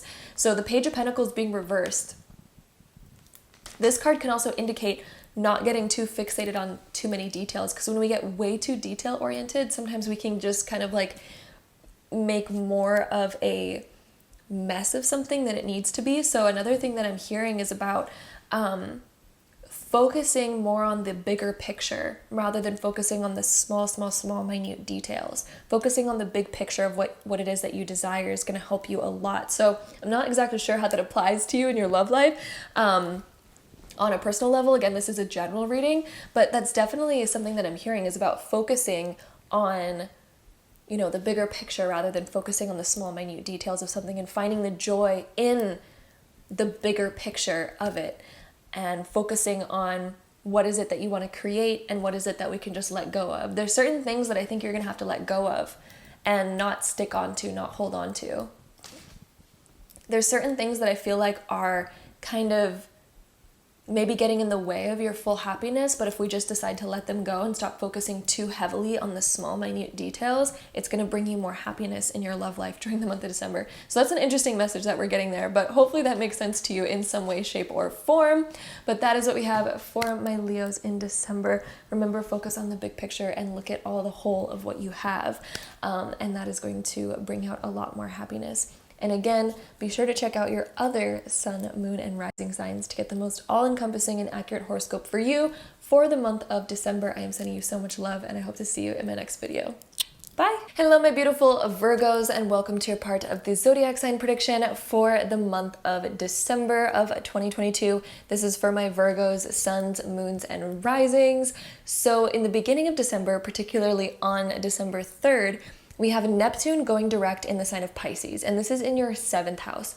Neptune has been in your 7th house now for a while, and anytime Neptune is in the 7th house, it kind of creates this sort of interesting dynamic with our really close relationships. So this could be like your intimate partnerships or even just close relationships in general.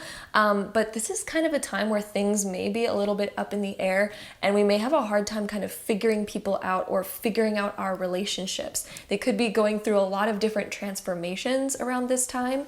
And since Neptune was retrograde for the past few months, it has been really bringing a focus to our relationships in regards to maybe certain things that we've overlooked or certain aspects that we haven't seen in our relationship dynamics. And so this is really a huge learning time for all of my Virgos regarding your relationships. And since Neptune is now going direct on December 3rd, this is now going to be a time where we're figuring out a lot. We're putting a lot of the pieces together and realizing maybe why certain things have been sort of more elusive for us, or why certain things have been harder to maybe navigate or figure out. Neptune kind of creates a little bit of a fog and a little bit of a blur anywhere that it sort of transits. And so since it's been transiting your 7th house, things regarding relationships have been a little bit more blurry and maybe a little bit harder to navigate during this time. But the retrograde has helped a lot of my Virgos to kind of reflect and maybe begin to figure out how to navigate their relationships a bit better. And now that it's going direct, we get to finally apply all that we've learned. And a lot of my Virgos, you're going to notice your relationships are definitely improving in the month of December as Neptune goes direct once again. We have reviewed, we have revised, and this doesn't necessarily bring tons of like hardship or challenge. I don't want to make Neptune seem like it brings a lot of challenge to this area, because it also brings a lot of blessings. We begin to figure out more about what it is that we really desire as Neptune transits the 7th.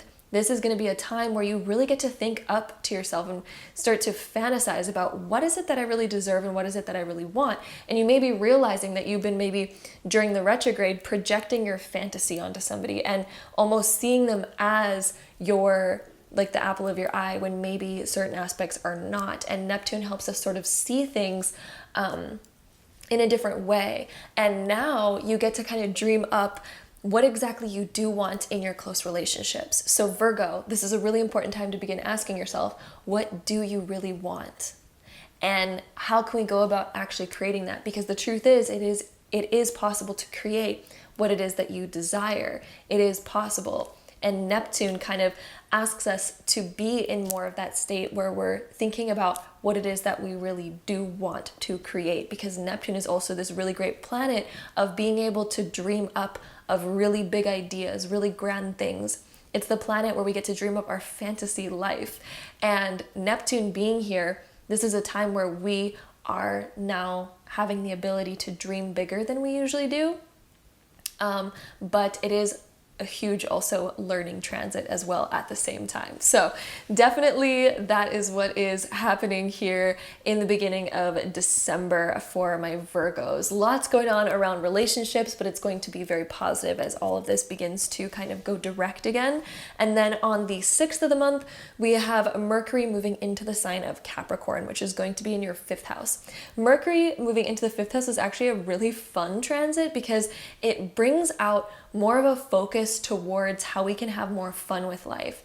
This also brings out kind of more silly conversations, funner times with friends, kind of more fun, kind of flirty banter. It can definitely be a time where flirting energy kind of comes out. You may even be talking to somebody that you're really interested in, or if you're already in a partnership, you may be really inclined to kind of spice things up a little bit and have a little bit more fun. So my Virgos, I do think there's going to be some fun, exciting things that you are either planning or kind of creating during the beginning of December. This can also be when you're planning for something more fun in the future, because Mercury also is the planet of planning.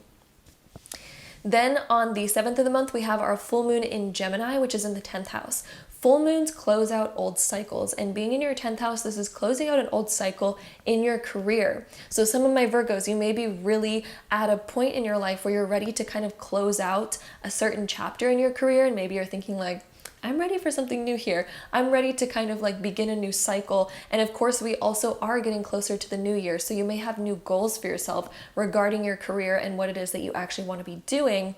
And the 10th house can also rule a little bit of our material world, our financial world, and our bigger goals that we have in life. So Virgo, you might also be kind of wrapping up and finishing up old projects and old goals and starting to kind of open up the doorway to something brand new in your life at this time.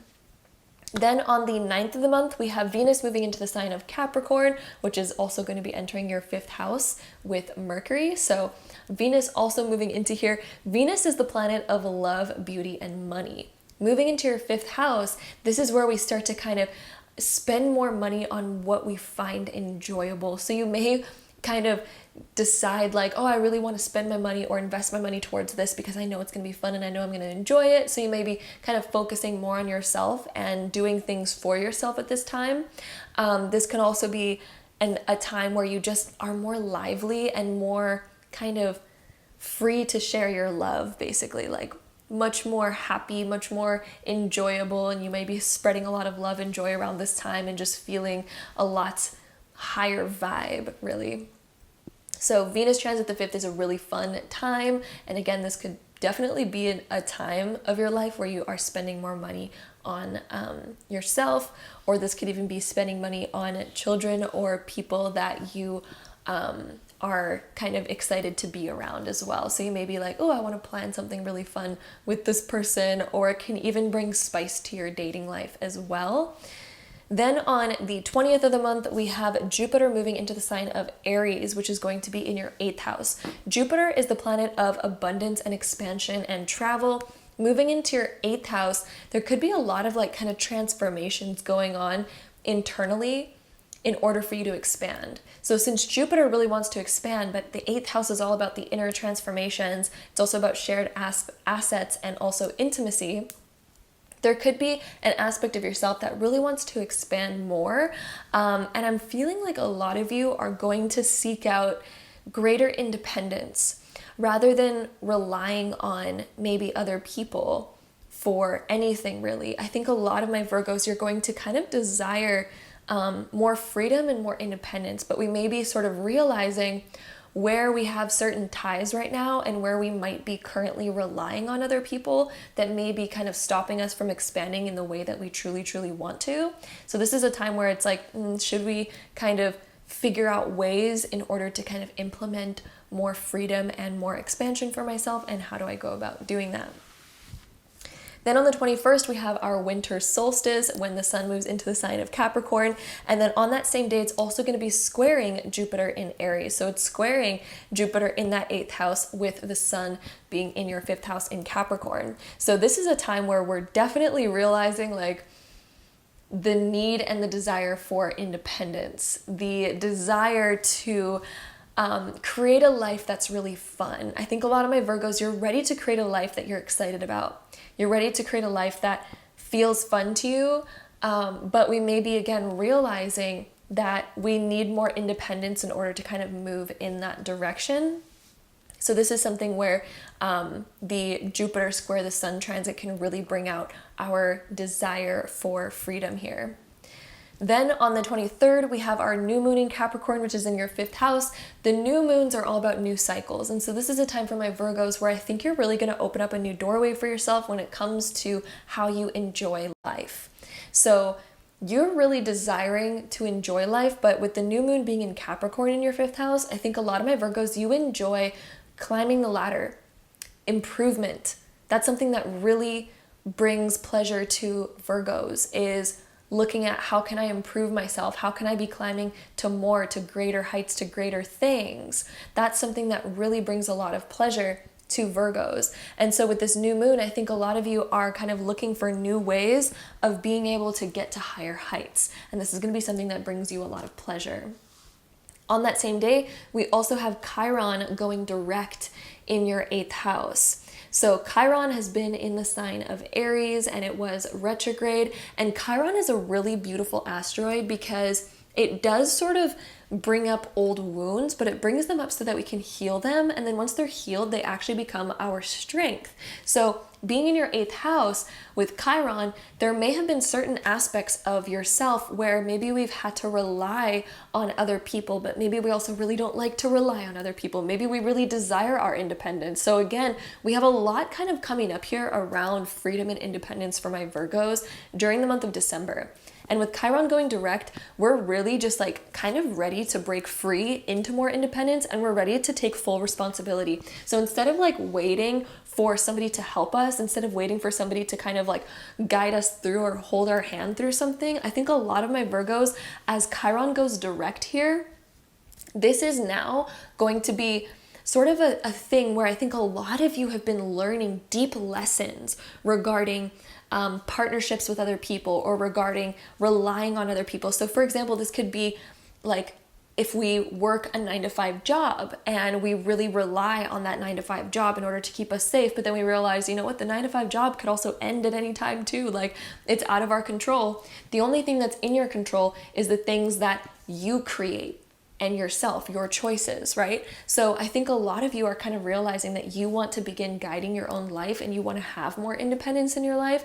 And so this Chiron direct is now sort of the energy of where a lot of you are going to now feel like, I am determined to just, you know, make something for myself to where I know it's going to be fine, and I know that I'm in control of it, and I know that I have the freedom and independence to do this, and that I don't have to, you know, be fearful of, you know, needing to rely on other people or other things to kind of keep me going. So I think this is going to be a huge breakthrough for a lot of Virgos, that Chiron direct. So it's going to be a really great transit, and I'm really excited for it for you. Then on the 29th of the month, we have Mercury going retrograde in the sign of Capricorn, which is in your 5th house. This is going to be where we are reviewing how we have fun in the world. So what is enjoyable to you? What is your dating life like? What do we do with our spare time? That's like a, kind of that 5th house energy. So what personally to you lights your fire? As Mercury goes retrograde, this could be a time where maybe you're realizing that the old things that you used to do aren't really lighting your fire in the same way. They aren't bringing you the same level of passion. And it's probably because we've outgrown them. And when Mercury goes retrograde in the 5th house, this is where we review and revise and reflect. And so I think a lot of my Virgos, you're going to be trying new things. And I think your interests are shifting a lot. It's almost like there's a whole new you that's kind of wanting to burst out a little bit and kind of come to the surface. You have outgrown a lot of different things. And now that Mercury's going retrograde here, this is going to be a time where we get to reflect and sort of revise and change up the ways in which we have fun and the ways in which we bring about our passion and the things that do bring about our passion. Those are all shifting for you by the end of December and through the month of January. So that is going to be a very big time for my Virgos. It looks like December is going to be a big month for you with a lot of different changes. And if you are interested in knowing about your love life for the month of December, let's get into your love life. Let's see. So we have 2 different cards here. We have the 4 of Pentacles being reversed and also the 8 of Swords being reversed. So your love life, again, we have something talking about freedom and letting go of certain things, letting go of expectations, letting go of all these different sort of maybe rules and boundaries and restrictions. I think a lot of my Virgos, you don't want to feel super restricted anymore. Even in your love life, you're desiring like more freedom and independence since we have this 8 of Swords being reversed here. I think that this is also about opening up and not feeling confined anymore. So your love life in December is going to be something where I feel like you're being set free. You could be setting your heart free. So some of you, if you've been closed off before, if you've been like really guarded and kind of scared to open up or scared to kind of get deeper, the month of December, I feel like a lot of you are getting past that and getting over that, and you're ready to go deeper. You are ready to open up your heart more because, you know, life is just more vibrant when we open up our heart more, right? And even though it does open us up to the possibility of getting hurt, we do also have a lot more vibrance. And you know, everything always comes with a possibility of, you know, hurt or anything, right? But I really think for my Virgos, the month of December for you, you're valuing your freedom more, and you're valuing the vibrancy of life more, even regarding your love life. We also have the Four of Pentacles being reversed as well. So certain things, maybe we've been holding on to certain expectations too tight. Maybe we've been holding on to, you know, protecting ourselves too tight, and we're just like, no, protect, protect, protect. I feel like the month of December for my Virgos, it's an opening up month. You're ready to open up again. You're ready to not be fearful on past experiences and have them hold you back anymore. This is the month of being open again, being ready to open up and let your heart be on your sleeve again, wear your heart on your sleeve again. So that is what it looks like that we have for you for the month of December. It's all about opening up and freedom for you. So I'm really excited for this next month for my Virgos. I hope you enjoyed this video. Be sure to check out your other sun, moon, and rising sign to get the most all-encompassing and accurate horoscope for you for the month of December. I am sending you so much love, and I hope to see you in my next video. Bye. Hello, my beautiful Libras, suns, moons, and risings. Welcome to your part of the Zodiac sign prediction for the month of December of 2022. So in the beginning of December, particularly on December 3rd, we have Neptune going direct in the sign of Pisces, which is going to be affecting your 6th house.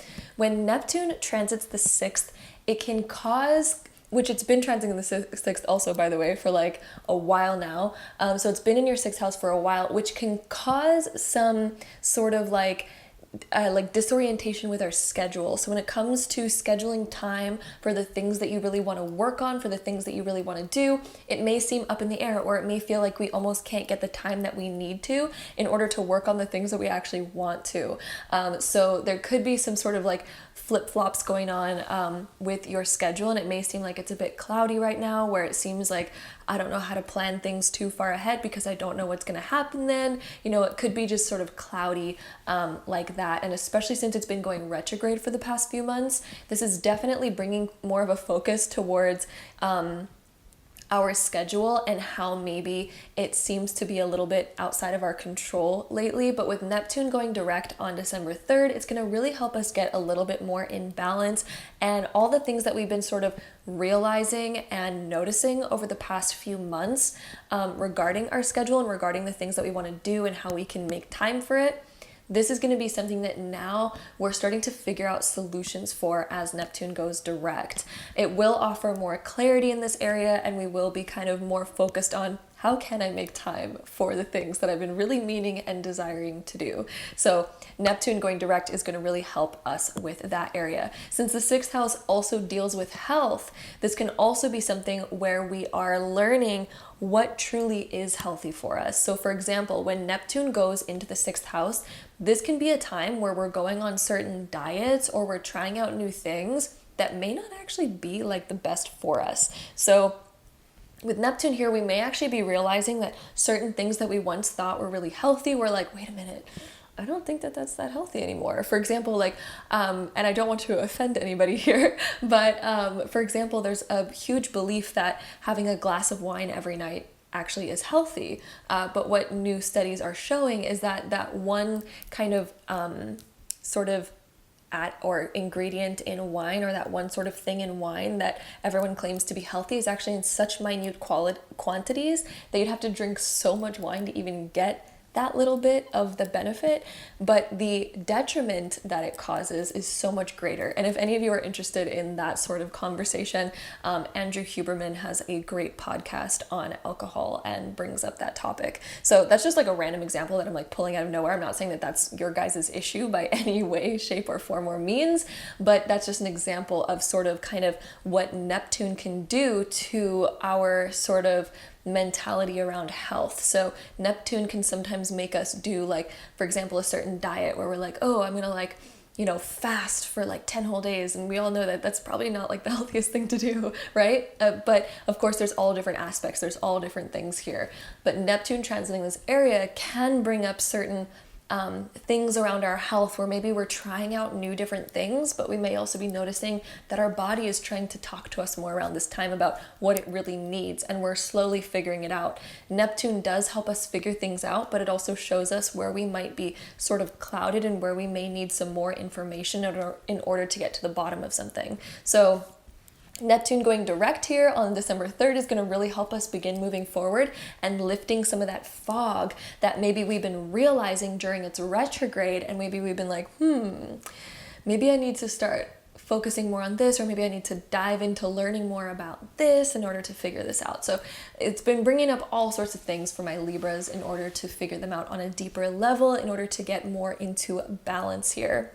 Then on the 6th of December, we have Mercury going into the sign of Capricorn. It's moving into the sign of Capricorn, which is going to be affecting your 4th house.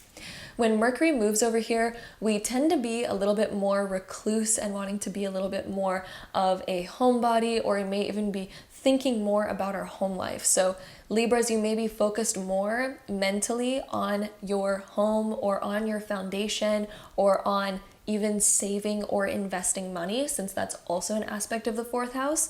So you may be planning like, I want to be able to save a certain amount every month, or you may be planning like, ooh, I want to shift my home life in this kind of way, or spend more time at home, or take more time for myself and things like that. So Mercury transit the 4th house can bring about all those different types of things in your home life. Then on the 7th of the month, we have our full moon in Gemini, which is going to be affecting your 9th house.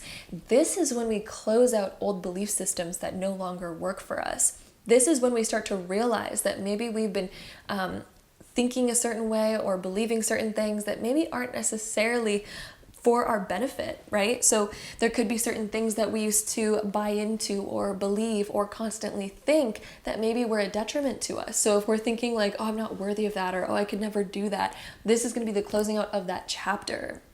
And this is going to be closing out of an old kind of cycle for you regarding what you personally believe and the things that you are learning. So if you believe like, oh, I'm not a quick learner, well, maybe we're realizing like, hey, I actually am if I tell myself that I am, you know, because it actually, our psychology and the things that we tell ourselves has a huge effect on us mentally, right? And so I think that with this full moon that's happening, you're really closing out an old cycle of old belief systems that are no longer kind of serving you in any way. Then on the 9th, we have Venus moving into the sign of Capricorn as well, which is going to be in your 4th house. And this is creating more harmony in your home life. There's going to be more harmony here, and you may even notice that there's more love that's being spread about in your home life. This could even be a time where you're interested in doing like different decorating as well. And even though, you know, it is December, so a lot of people do tend to do decorating around their homes. But specifically for you, we do have Venus moving into your 4th house, which can deal with investing more into your home life or decorating. It can be where we are just spreading more love and joy, and we're just feeling more homey and cozy at this time as well. So it's going to be happening around the 9th of December. Then on the 20th, we have Jupiter moving into Aries, which is in your 7th house. Jupiter is the planet of abundance and expansion. And being in your 7th house, this is now abundance and expansion in your close partnerships, your close relationships. So if you have a relationship, for example, Jupiter now transiting your 7th house is going to bring about a lot of abundance and good luck, because Jupiter is also the planet of good luck as well. And you may also be expanding your close relationships as well. So this could be really close friendships, or a really close partnership, or all of the above if you have all of the above, and this would be expanding that. This can also be a great time for meeting new people that are really close to you and even deepening certain connections. So I think a lot of my Libras, you are going to be deepening and expanding your close connections, and you're going to be becoming even closer to them. There could even be certain friends that you see more as casual, or even if you're in a more casual relationship, when Jupiter transits the 7th, this can be a time where you get a lot closer and you deepen that particular connection. Jupiter will be here for a while, actually, for like pretty much the next year. And this is definitely going to be a time where you're deepening those close connections and close relationships. So that'll be really exciting. And then on the 21st, we have our winter solstice when the sun moves into the sign of Capricorn. On this same day, we also have the Sun square Jupiter. So Jupiter is in Aries, the Sun is in Capricorn. This is affecting your 4th and 7th house. So this could be where we start to realize that maybe our home life and our current sort of like foundation may be coming into a little bit of a challenge when it comes to our close relationships. Maybe we're realizing that things are sort of like we need to work out a kink, basically. A square is kind of when we need to work out a kink. So there could be certain things where we are set in our certain ways when it comes to what we feel comfortable with and our home life and our current schedule and routine and our foundation. And then maybe we have a certain relationship where there is maybe a different dynamic, or maybe they want more time from us and maybe we're used to only giving a certain amount of time, or there's certain things here where we're going to have to work out a kink whenever we have the Sun square Jupiter between the 4th and the 7th house. This could be where we're needing to work out those certain things, or it could even be that maybe your home life, maybe there's certain rules that you have, but then there's certain also other things that are going on in other relationships that maybe we're just needing to work out the differences here in order to kind of make it more smooth and seamless. Then on the 23rd, we have our new moon in Capricorn, which is going to be in your 4th house. This is a new cycle in your home life. So it looks like afterwards, because we also had that transit, that square between Jupiter and the Sun. Now it looks like that is all getting sorted out by the 23rd, and it's sort of like a new cycle is being implemented in your home life, within your foundation. So I really think that my Libras, around this time, you're really going to kind of set new rules for yourself. You're going to set a new foundation for yourself. You're going to probably set like new goals when it comes to money and savings, and also likely new goals when it comes to your home life. On that same day, we also have Chiron going direct in the sign of Aries, and this is going to be in your 7th house. So Chiron has been in your 7th house for a while now, and it was retrograde in your 7th house. And Chiron's a really interesting asteroid because it is the asteroid that brings up certain wounds that we have, but those wounds then also become our strength later on. And so as it went retrograde, all of my Libras, you've been learning a lot about relationships. You've been learning a lot and healing old wounds around relationships as well. You've been doing a lot of shifts, a lot of healing, a lot of reflection, and a lot of learning when it comes to your close relationships. Chiron being here kind of unearths our old wounds and helps us to see them, especially during its retrograde for the past few months. And now a lot of you are learning from that, and as Chiron goes direct, this is actually now going to become your strength. You're learning so much around relationships, and now you get to implement all of that learning that you've done. So when it comes to, balance in relationships, when it comes to give and take, when it comes to listening versus speaking and things like that, you have learned so much, and now you're going to be able to actually implement that and utilize all that new wisdom and knowledge that you've been gaining over the past few months during Chiron's retrograde. But now that it's direct, you're going to notice that there's been so much healing that's been done, and your relationships are going to look so different than they did a year ago, for example. They're going to look so night and day different, and it's because of all the learning and the shifts and the changes that you've been making internally and externally and everything. Now that Chiron's direct, you're going to start to notice that these areas become strengths for you. Then on the 29th, we have Mercury going retrograde in the sign of Capricorn, which is going to be again in your 4th house. And this is going to be a time when we are kind of reviewing and revising our home life and our foundation. So there's been a lot of 4th house stuff happening for my Libras during the month of December. And this is now a time where we get to review and revise all of the things around our home life and around our foundation and our investments and maybe our time schedule, so that we can kind of fix any sort of things that are no longer working for us.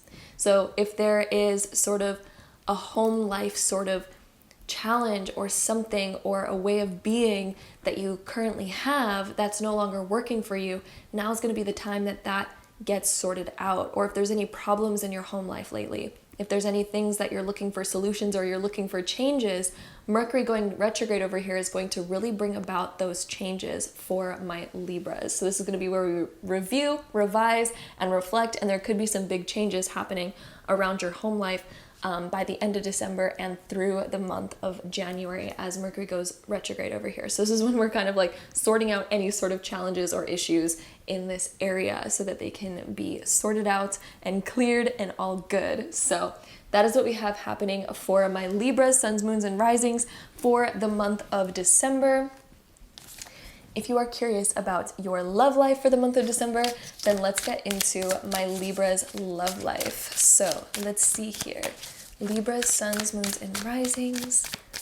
Love life for the month of December.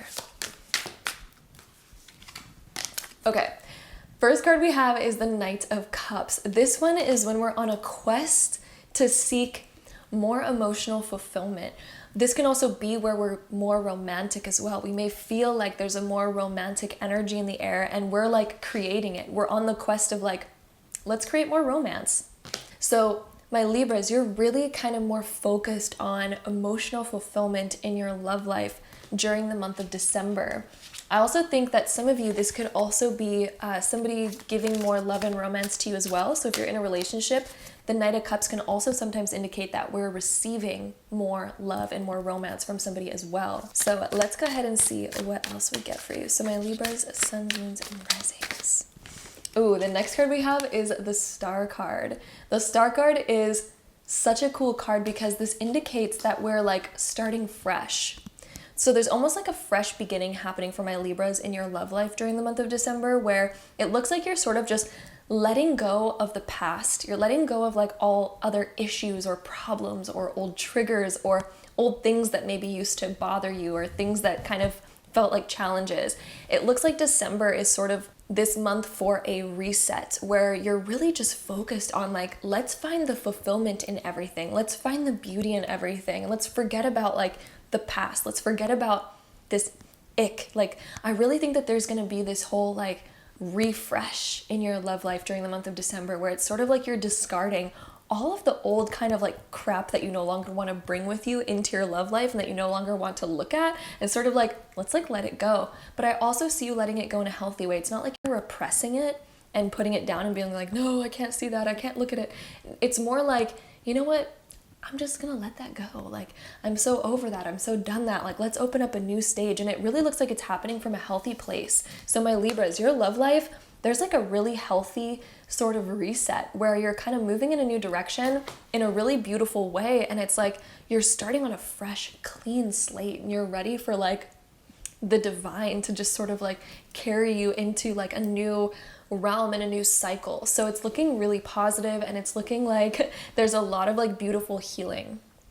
I'm almost seeing this Star card as like healing waters where you're just like rinsing yourself clean and you're like, you know what, let's start at a beautiful stage and let's just like enjoy the love life that you're creating for yourself and that you are maybe immersed in. So it looks like there's going to be really good things for Libras for your love life during the month of December. A lot of letting go, a lot of healing, shedding, and just opening up a brand new, fresh, clean cycle. So that is what we have for my Libras, suns, moons, and risings for the month of December. I hope you enjoyed it. Be sure to check out your other sun, moon, and rising sign to get the most all-encompassing and accurate horoscope for you for the month of December. I am sending you so much love, and I hope to see you in my next video. Bye! Hello, my beautiful Scorpios, suns, moons, and risings. Welcome to your part of the December 2022 Zodiac sign prediction. So right in the beginning of December, on December 3rd, we have Neptune going direct in the sign of Pisces, which is affecting your 5th house. Neptune was retrograde here over the past few months, and it has been in your 5th house for like quite a while now. And whenever Neptune is in the 5th house, it creates sort of a inclination towards creating more romance in your life, or creating more zest, more spice, and more kind of like exciting, passionate feelings. And so Neptune being over here, a lot of my Scorpios, you've been getting deeper in touch with what makes you really passionate. You've been getting deeper in touch with what makes you feel more excited and more alive about life.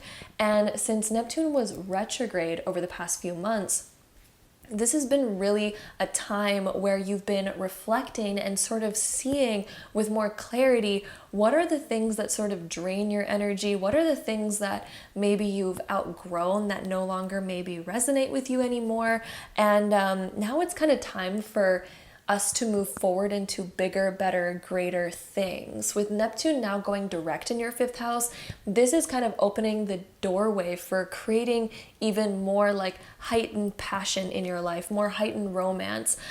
With Neptune also here, you may even notice that your interaction with certain people is really enjoyable. You tend to kind of manifest greater experiences into your life, more fun and passionate experiences. So with Neptune now going direct again on December 3rd, you're going to notice a lot more of the things that you enjoy begin pouring into your life, and you're no longer going to have to maybe revise all those things. It's now time for you to just really sit back and kind of enjoy life and create more harmony and passion in all sorts of different areas. So this is really kind of creating like this energy in the universe for you, where the universe is sort of like, okay, what do you desire in your life right now, Scorpio? Let's create that. You have a lot of creative energy right now with Neptune being in the fifth house. There's tons of creative energy to tap into, especially as it's going direct on December 3rd.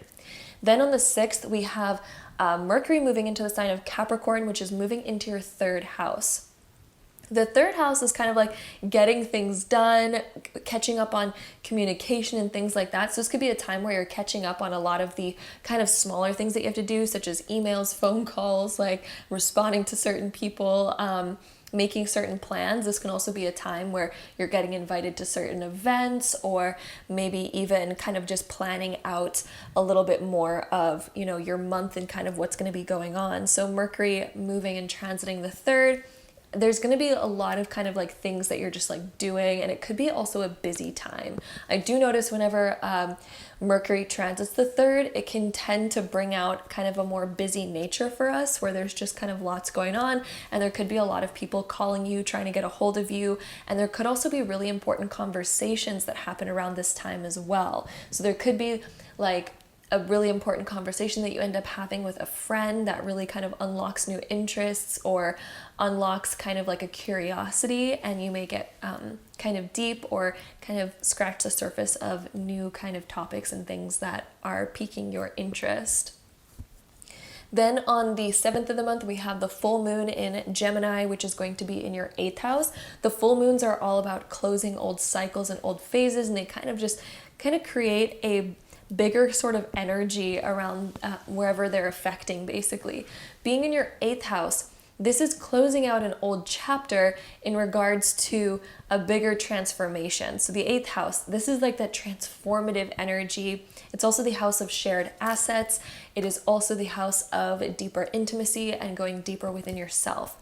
So a lot of my Scorpios, you've been realizing a lot of the deeper aspects of who you are and of yourself. You may also be realizing what it is that you truly desire, and maybe some of you also desire more freedom. And the full moon can help us sort of tap into that new phase where we are more free, and maybe we're closing out an old chapter. We don't want to be super reliant on other people anymore. Or this could also be closing out an old chapter where maybe we were scared to ask for help, but now we're like, okay, I can ask for help because I can still be free and still, be supported by, others, whether that just be like the support of, emotional support, or support where, we get advice from other people, or all sorts of things like that. So I think that there's going to be a much more kind of healthy energy around this full moon, where we sort of close out an old cycle and begin a new one that serves us much better in regards to our sort of connection to other people, some deeper intimacy, shared assets, or even going deeper within ourselves. Then on the 9th of the month, we have Venus moving into the sign of Capricorn, which is going into your third house as well. So it's going to be moving in there along with Mercury. And Venus moving into the third, Venus is the planet of love, beauty, and money. So some of you may be sort of having certain discussions around more loving conversations. You may also be having conversations around money and how we can kind of create more abundance for ourselves, or maybe how other people have done that. This can also be a time where we receive more communication from other people as well. So We may be receiving like really loving messages around this time. People may be expressing their emotions to us. And this can also be a time where we really feel like expressing ourselves more emotionally as well, and being more sort of like laying it all out, all of our feelings and all of our thoughts and things like that. Then on the 20th of the month, we have a Jupiter moving into the sign of Aries, which is going to be in your 6th house. So Jupiter is the planet of expansion, travel, and abundance. Moving into the 6th house, this is where we begin to expand more of our schedule. This can also be where we expand more in our career.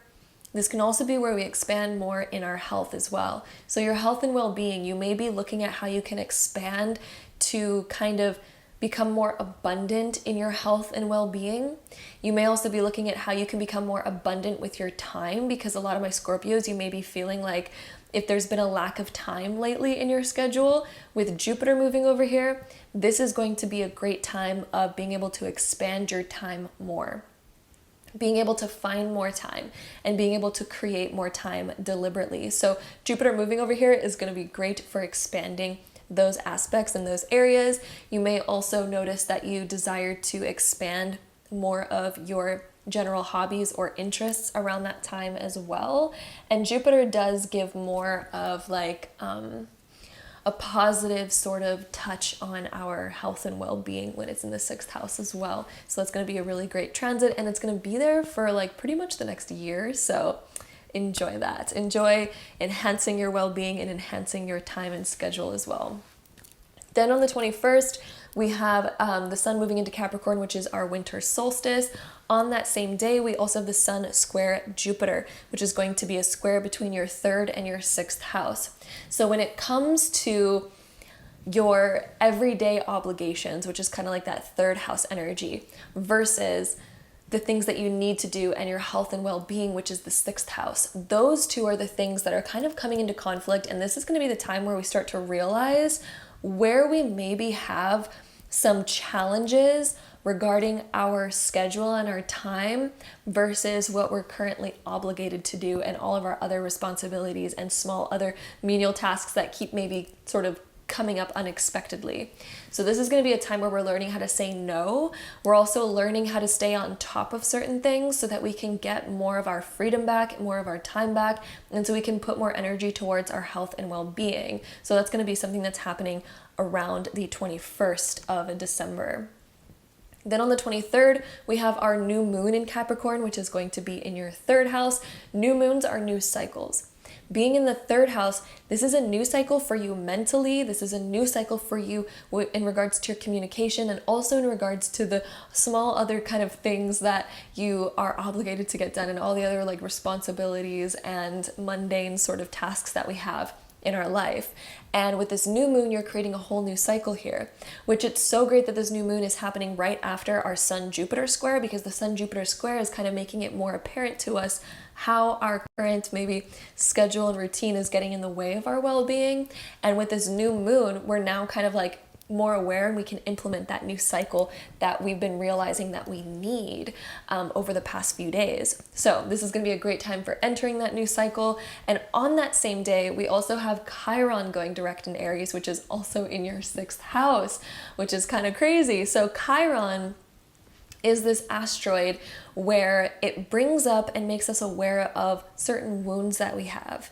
Since it's been transiting your 6th house, and it was also retrograde there, this has been bringing up old wounds that we have in regards to maybe our career or our money or our health and well-being. So it's bringing up aspects here. This could also be our time management, things like that. So it's bringing up certain areas where maybe we are a bit triggered or are wounded or have a imbalance there. Chiron retrograde was bringing us to the awareness of those problems. So Chiron retrograde showed us where we have certain problems within our schedule, routine, or health and well-being.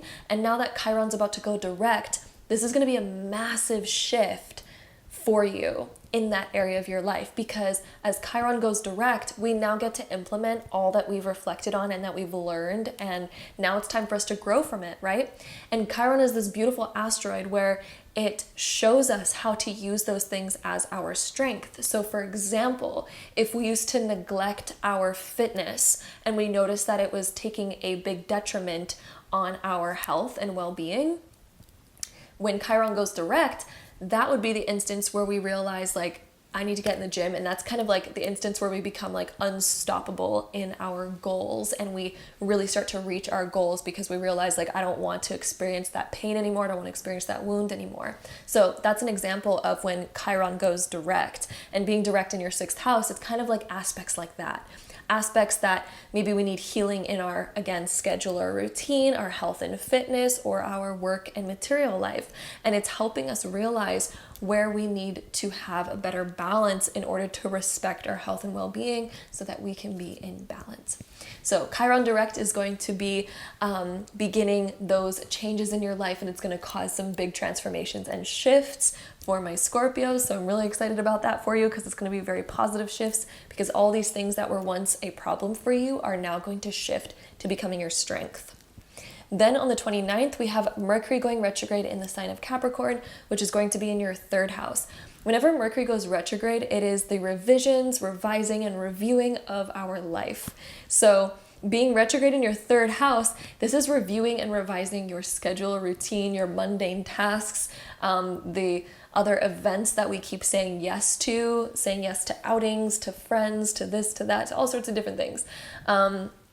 With Mercury going retrograde here, we're going to maybe be reviewing things that we've once said yes to. We may even be reviewing contracts, agreements, like other tasks that we have, and we're maybe evaluating, is this necessary, or does this need to be altered or shifted or changed in some way in order for it to fit in and work for me moving forward. So Mercury retrograde is going to bring out that kind of energy in order for us to rebalance it and fix it. So that energy is going to be starting at the end of December and then going through most of January. So with that being said, that is my Scorpios zodiac sign prediction for the month of December. Now, if you're interested in your love life for Scorpio suns, moons, and risings for the month of December, let's get into that. So Scorpios, suns, moons, and risings, what is your love life going to be like in December? Let's see, Scorpios, suns, moons, and risings, love life for December. Okay, we have one card coming out, which is the King of Swords. This is about being more assertive. And so for a lot of you, I feel like you're going to become more open to communicating what it is that you need. And the King of Swords, he's also very compassionate. He's actually the most compassionate of all of the court cards of the sword suit. So he knows how to speak from the heart. And so I think that there's something here where there's going to be an opportunity for you to really speak from the heart, or to really gain clarity on what it is that you desire and want in your love life, because the King of Swords is also about clarity, particularly mental clarity. So you may even be making a list of the things that you want and need and deserve in your love life, and gaining more clarity so that you can have detailed understanding about what it is that you desire. I do see you guys writing something. So this could be like a love letter. This could be like sending some sort of message or note. You may even be receiving a long message, but it's something significant because it's the king, right? And so this is something more kind of bigger and significant. So you may be receiving like a significant love letter or note from a lover, or even in-person communication that somebody could be expressing themselves to you, or this could even be you desiring to do that as well for somebody else. So it could be vice versa. Again, it is a general reading, but I am seeing some sort of like note or list or like writing, typing, something like that is kind of coming up here. And we also have the Chariot and then the Queen of Swords being reversed. I think you're letting go of the cold approach. The Queen of Swords, when she's reversed, especially next to the King of Swords upright, I think that we're letting go of the cold approach. We're like, you know what? Instead of just communicating like logically, or instead of kind of holding myself back, I think some of you have been holding your heart back a little bit, or holding some of your feelings back. And so instead of being like, wow, I just really love you and you're just the most amazing, I'm not good at acting on camera, but like, instead of, some of you may have been like, I love you, yeah. And like, you have my heart and stuff, when some people are kind of like nervous to fully express their feelings. And so it doesn't seem as like fully in there. Something that I'm noticing for you in the month of December is going to be much more kind of emotional, but in like a good way, to where you're really starting to express like some deeper emotions is something that I'm seeing. And there's going to be an aspect where things are moving forward in your love life because there's like more expression, and it's expression direct from the heart. Like you are either receiving expression direct from the heart, or you're reciprocating expression from the heart, or you're the one that's like opening up your heart and expressing something. But there's a theme here of expression from the heart that's going to be happening in the month of December, and it's going to really help move your relationship and your love life forward into a deeper space. This could just be you moving forward in general, because maybe you're ready to be more emotionally ready and emotionally available. I'm definitely hearing the words emotionally available. And overcoming challenges by communicating things from the heart is something that I am hearing greatly in these cards. So for the month of December, things are going to start moving forward. A lot of things are just like getting cleared, like the air is getting cleared and the heart expression is coming out. And I think it's going to feel very good for all of my Scorpios to be able to receive and communicate those things. So that is what we have for my beautiful Scorpios, suns, moons, and risings for the month of December. I hope you enjoyed it, and be sure to check out your other sun, moon, and rising sign to get the most all-encompassing and accurate horoscope for you for the month of December. I am sending you so much love, and I hope to see you in my next video. Bye. Hello, my beautiful Sagittariuses, suns, moons, and risings. Welcome to your part of the December zodiac sign prediction. So right on December 3rd, we have Neptune going direct in the sign of Pisces, which has been transiting your 4th house for a little bit now. And it was retrograde in your 4th house, which was bringing up over the past few months. It was bringing up kind of energy around your home life, energy around your family, and sort of sorting different things out. This could be figuring out where you really want to root yourself, where you really want to have your foundation. There could have been a lot of changes within your home life or your home life dynamic.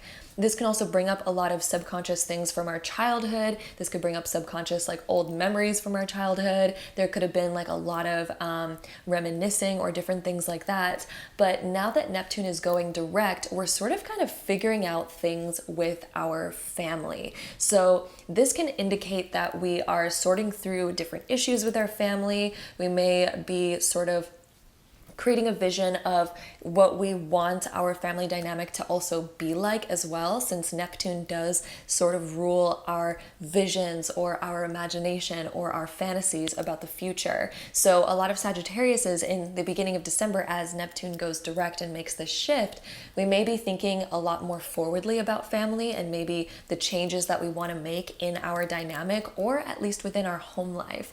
This could deal with family for you, or it could even deal with your home life, or both together. You may just be figuring out like, maybe I want a better routine at home, because maybe we're realizing and reflecting and noticing that maybe we're falling out of a certain pattern, or maybe we're wanting to incorporate more different things within our home life in order for us to feel like we have more of a foundation.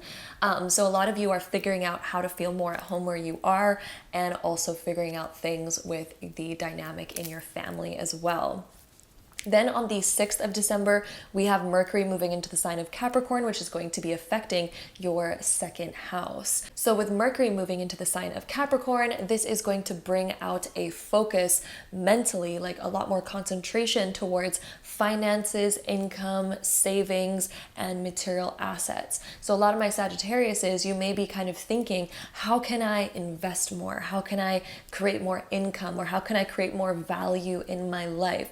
That could be something that you are majorly focused on in the beginning of December with Mercury moving through your 2nd house. So this is definitely a time where a lot of Sagittariuses, you're going to be thinking about ways of creating more abundance in your life. And also when Mercury moves through the second, it can create more of a busy schedule for us work-wise. So you may notice that more things are coming on your plate, but usually with Mercury, these are things that aren't super big. These are sort of like small little tasks that were like, oh, I need to catch up on that, or oh, I need to catch up on that, or I need to do this and this and this. And there could be some important calls coming through, or even invitations or opportunities from other people coming through at this time regarding your work, or your career, things like that, with Mercury moving through here. For those of you that don't have a career yet, and maybe you are in school or college, university, whatever it is, this can indicate that there is going to be a lot more of a busy sort of time in the beginning of December. You may be catching up on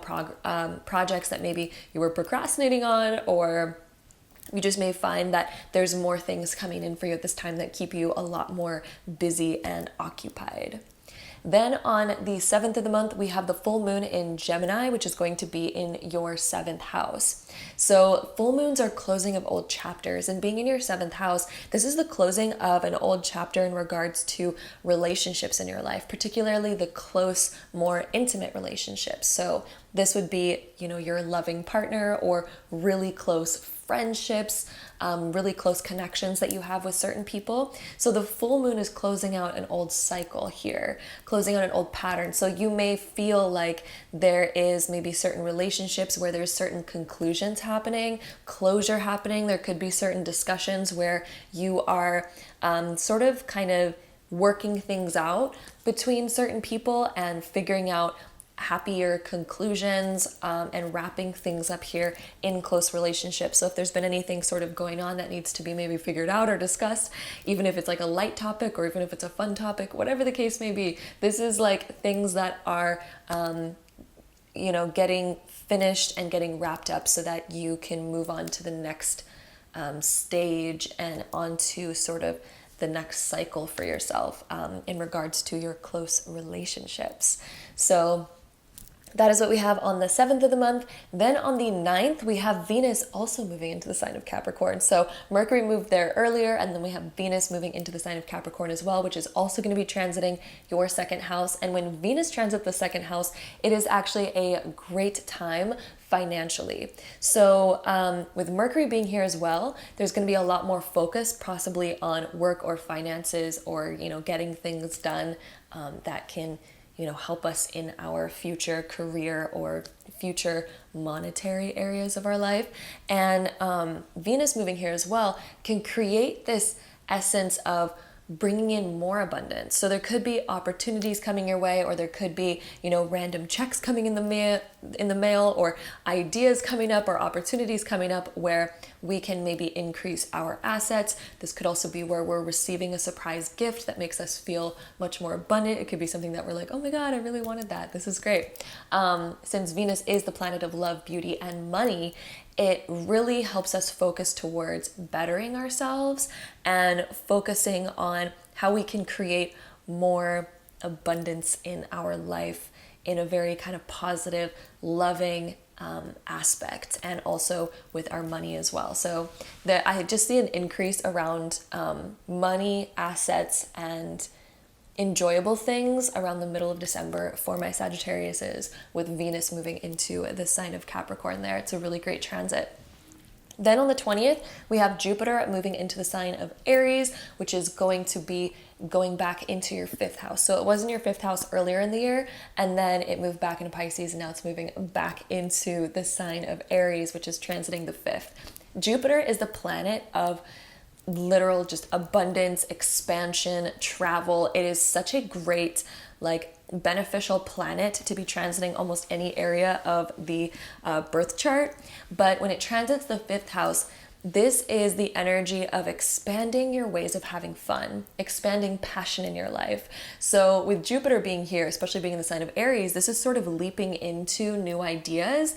This is leaping into like a new cycle of having fun. So you might be realizing what it is that you really enjoy. There could even be certain trips coming up that you're planning for with Jupiter moving through the fifth house. This could be planning for something, planning for a really fun, exciting time. There could be an event happening. This could also really enhance your dating life and make your dating life amplified, and all sorts of just fun, more passionate activities that you would be doing. So around the 20th, that is going to be when Jupiter begins going back into your fifth house, and it's going to be there for a while, like pretty much an entire year. And this is again going to just amplify Sagittarius's realizing what they love to do for fun. This is about you realizing, you know, where you really fit in, what makes you feel alive, what lights up your fire inside. And this is going to be happening over the next year. And that's going to be a really great time for Sagittarius's suns, moons, and risings. Then on the 21st, we have our winter solstice when the sun moves into the sign of Capricorn. And on that same day, we actually have the sun square Jupiter. So Jupiter is again in Aries, the sun is in Capricorn, and that is going to be a square between your second and fifth house. So this is where we're going to realize that maybe we need to shift some things within our work life and our pleasure life in order for things to kind of go more harmoniously. So for example, this could be about adding in more pleasure into our work life so that we find it more fun and enticing and that we are more motivated to dive into our work. Or this could be something like, you know, maybe we're spending way too much time focused on work and not putting enough into our fun and pleasure, and then it's sort of draining our energy, right? Because we need to have a balance of that in order to have enough energy to go and work, right? We need to have the balance of fun and pleasure along with work, otherwise it's just not going to work. Or, for example, we could have it the teeter-totter flipped in the other direction where we are way too focused on fun and games and not putting enough towards our bigger goals or towards saving money or towards kind of the more foundational things in life. So this square is bringing up those sort of conflicts within your sort of personal life. And this is in order to help Sagittarius's find more balance here, because you can balance both of these beautifully to where they work harmoniously with each other, to where, you know, you're spending enough time with fun and pleasure to where you are energized, you have enough passion and drive and energy in your body to go out and do your work, and vice versa. So this is about finding that balance, and that is going to be something that's happening on the 21st of December. So we're going to be really realizing like, hey, maybe we need to take some time off once in a while, or hey, maybe we need to focus on our goals a little bit more, you know. And I really think that this is going to be a time where a lot of Sagittariuses, you're going to be making like new goals for the new year for yourself that are much more in alignment with kind of solutions for dissipating these sort of problems, these sort of maybe conflicts or imbalances in your life. So this is going to be a great transit for seeing those things and beginning to figure them out so that you can live a much more balanced and harmonious life. Then on the 23rd, we have our new moon in Capricorn, which is happening in your second house. So a lot of second house stuff happening for my Sagittariuses. The new moons are all about starting new cycles. And it's interesting that we had all this other stuff going on where we're figuring a lot of stuff out in regards to our second house, which is our money, material assets, investments, things like that. And it's interesting that we're figuring out so much about it earlier on in the month, and then we have this new moon that's happening in Capricorn, which is in your second house, which is literally the opening of a doorway of a new cycle. So my Sagittarius is, you are going to be opening a new cycle for yourself financially, within your savings. This could be an idea around how to invest your money and have it sort of grow for you. This could be thinking about more evergreen things that are going to really help you out in the future, and planning for things that are going to be a new cycle for you and offer new opportunities and new things for you financially moving forward into the new year. Then on that same day, we also have Chiron going direct in the sign of Aries, and that's all happening in your fifth house. Chiron, when it was retrograde in the fifth house, this is where we're starting to question old ways of which we used to have fun. And we're like, that's no longer really resonating with me the way that it used to, or that's no longer feeling and hitting the same way that it used to. This can also bring up issues and problems that we've experienced in the past in our dating life, And maybe we're starting to reflect on that and see and learn and grow from it and starting to ask ourselves like, oh, how can I improve so that I don't run into this problem again, right? And so when Chiron was retrograde, it was helping us really kind of see and begin to heal those different aspects of ourselves. And now that Chiron's going direct, we're going to be able to implement all that we've learned and all that we've been reflecting about over the past few months while Chiron was retrograde. Now you're going to be really sort of applying that wisdom and knowledge into your life, and you're going to notice that it starts to really improve your dating life. And when Chiron goes into the 5th house as well, this can bring up a lot of karmic relationships as well. So there could have been certain friendships in your life, certain people that you were maybe dating, or partner, like a partner that you have, or anything like this. There could have been some sort of karma that has come up, you know, as Chiron has been transiting your 5th house. And this all brings up stuff that needs to be healed. So it's actually a really beautiful time. And as it gets healed, Chiron always kind of brings us like a blessing after. In the sense that when we learn what we needed to learn, all of a sudden, like, this is going to be an area of strength for you. This is going to turn into a gift after, where you are stronger than ever and you're going to never run into the same issues again, because Chiron makes it so that you learn it for good. And then Chiron also becomes literally like a blessing afterwards, and that we now, whatever it's been teaching us now becomes like an area of strength for us. So that is what Chiron brings. So it's going to bring a lot of new, more forward movement starting on the 23rd of December. Things are going to be moving forward, especially dealing with certain karma that we've been sort of facing, and figuring out who we really are, what we really enjoy moving forward, and what we want in our dating life and our passionate romantic life. Then on the 29th of the month, we have Mercury going retrograde in the sign of Capricorn, because it's in the sign of Capricorn at this moment. So as Mercury goes retrograde here, Mercury retrogrades are reviewing, reflecting, and revising. And that's what they sort of offer and what they do. And since it's in the 2nd house, this is where we're going to be reviewing sort of maybe the new things that we've been implementing financially, maybe those new ideas. We're going to be sort of looking over those again and being like, so how can I actually really make this work? What do I need to maybe revise on it in order for it to kind of maybe apply to my life better, in order for me to implement it better, in order for it to maybe work better?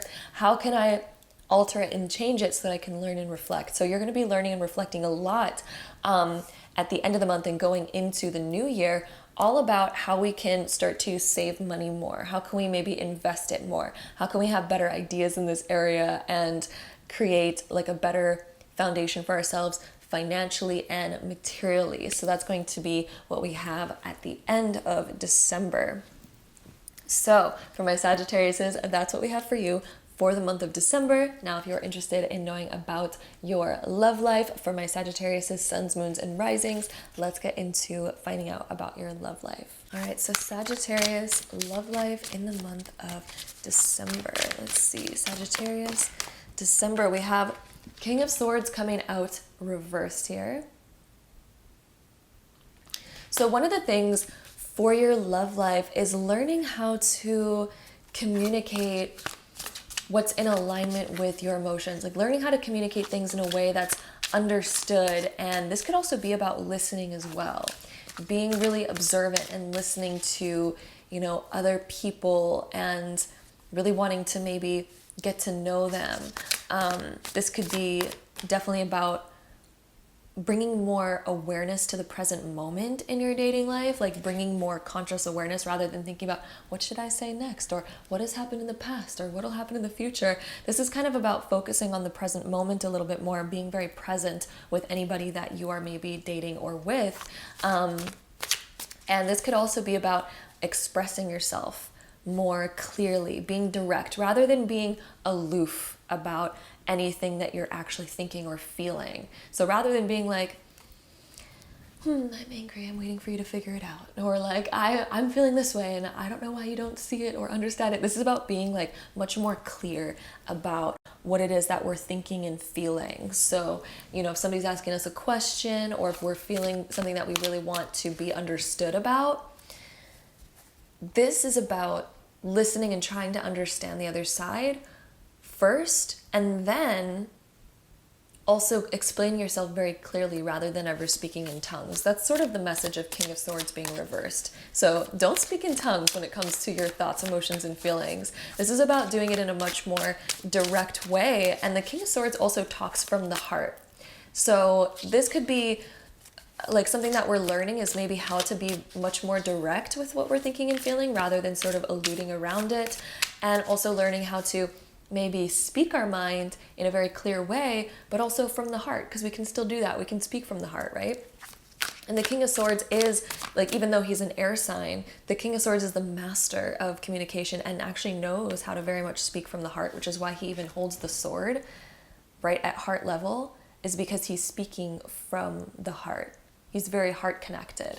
And so one thing that I'm seeing for you for the month of December for the Sagittarius is this is about your love life is going to improve and become something more by speaking through the heart, speaking through your heart more, and being very clear, direct, and honest is going to bring a lot more fruitfulness in your love life during the month of December. I think that's something that a lot of you are going to be like learning how to do more, and it's going to bring a lot more improvement. We also have the Justice card. Justice is being reversed. So I think also in your love life is learning how to be very fair. So if we want to be understood, we must also seek to understand. It's the balance, right? So in order to be understood, we must also seek to understand. And that's going to be like a bigger sort of theme. In regards to like how your love life is going to go, I'm seeing you seeking more balance in your love life, finding things that it feels like it's equal give and take. There could be certain things that you are sort of facing in your love life where maybe you are needing to ask for more from your partner, or maybe where we're needing to do more ourselves perhaps, but it's all about balancing things out and being clear with communication. It's interesting, in both of these cards, the sword is facing downwards because they both come up reversed, but they're both holding swords in these cards. And to me, that sort of says putting your sword down, like let your guard down, open up more from the heart. And also to me, it's saying like any sort of like battle or, sharper thoughts and feelings, like let down the sword, speak from the heart, right? Speak from the heart. You can let the honesty and truth come out, but speak from the heart, right? Speak from the heart is like a big theme that's sort of coming up here in these cards. And I do think at the end of December, a lot of you, there's going to be a lot more clarity in your love life and a lot more balance. And anything that might be unbalanced at the moment, I think is getting figured out during the month of December. And much more communication. Somebody actually might even have something that they want to express to you during the month of December, or this could even be something that you're desiring to express, but maybe we're like scared to, maybe we're scared to fully open up.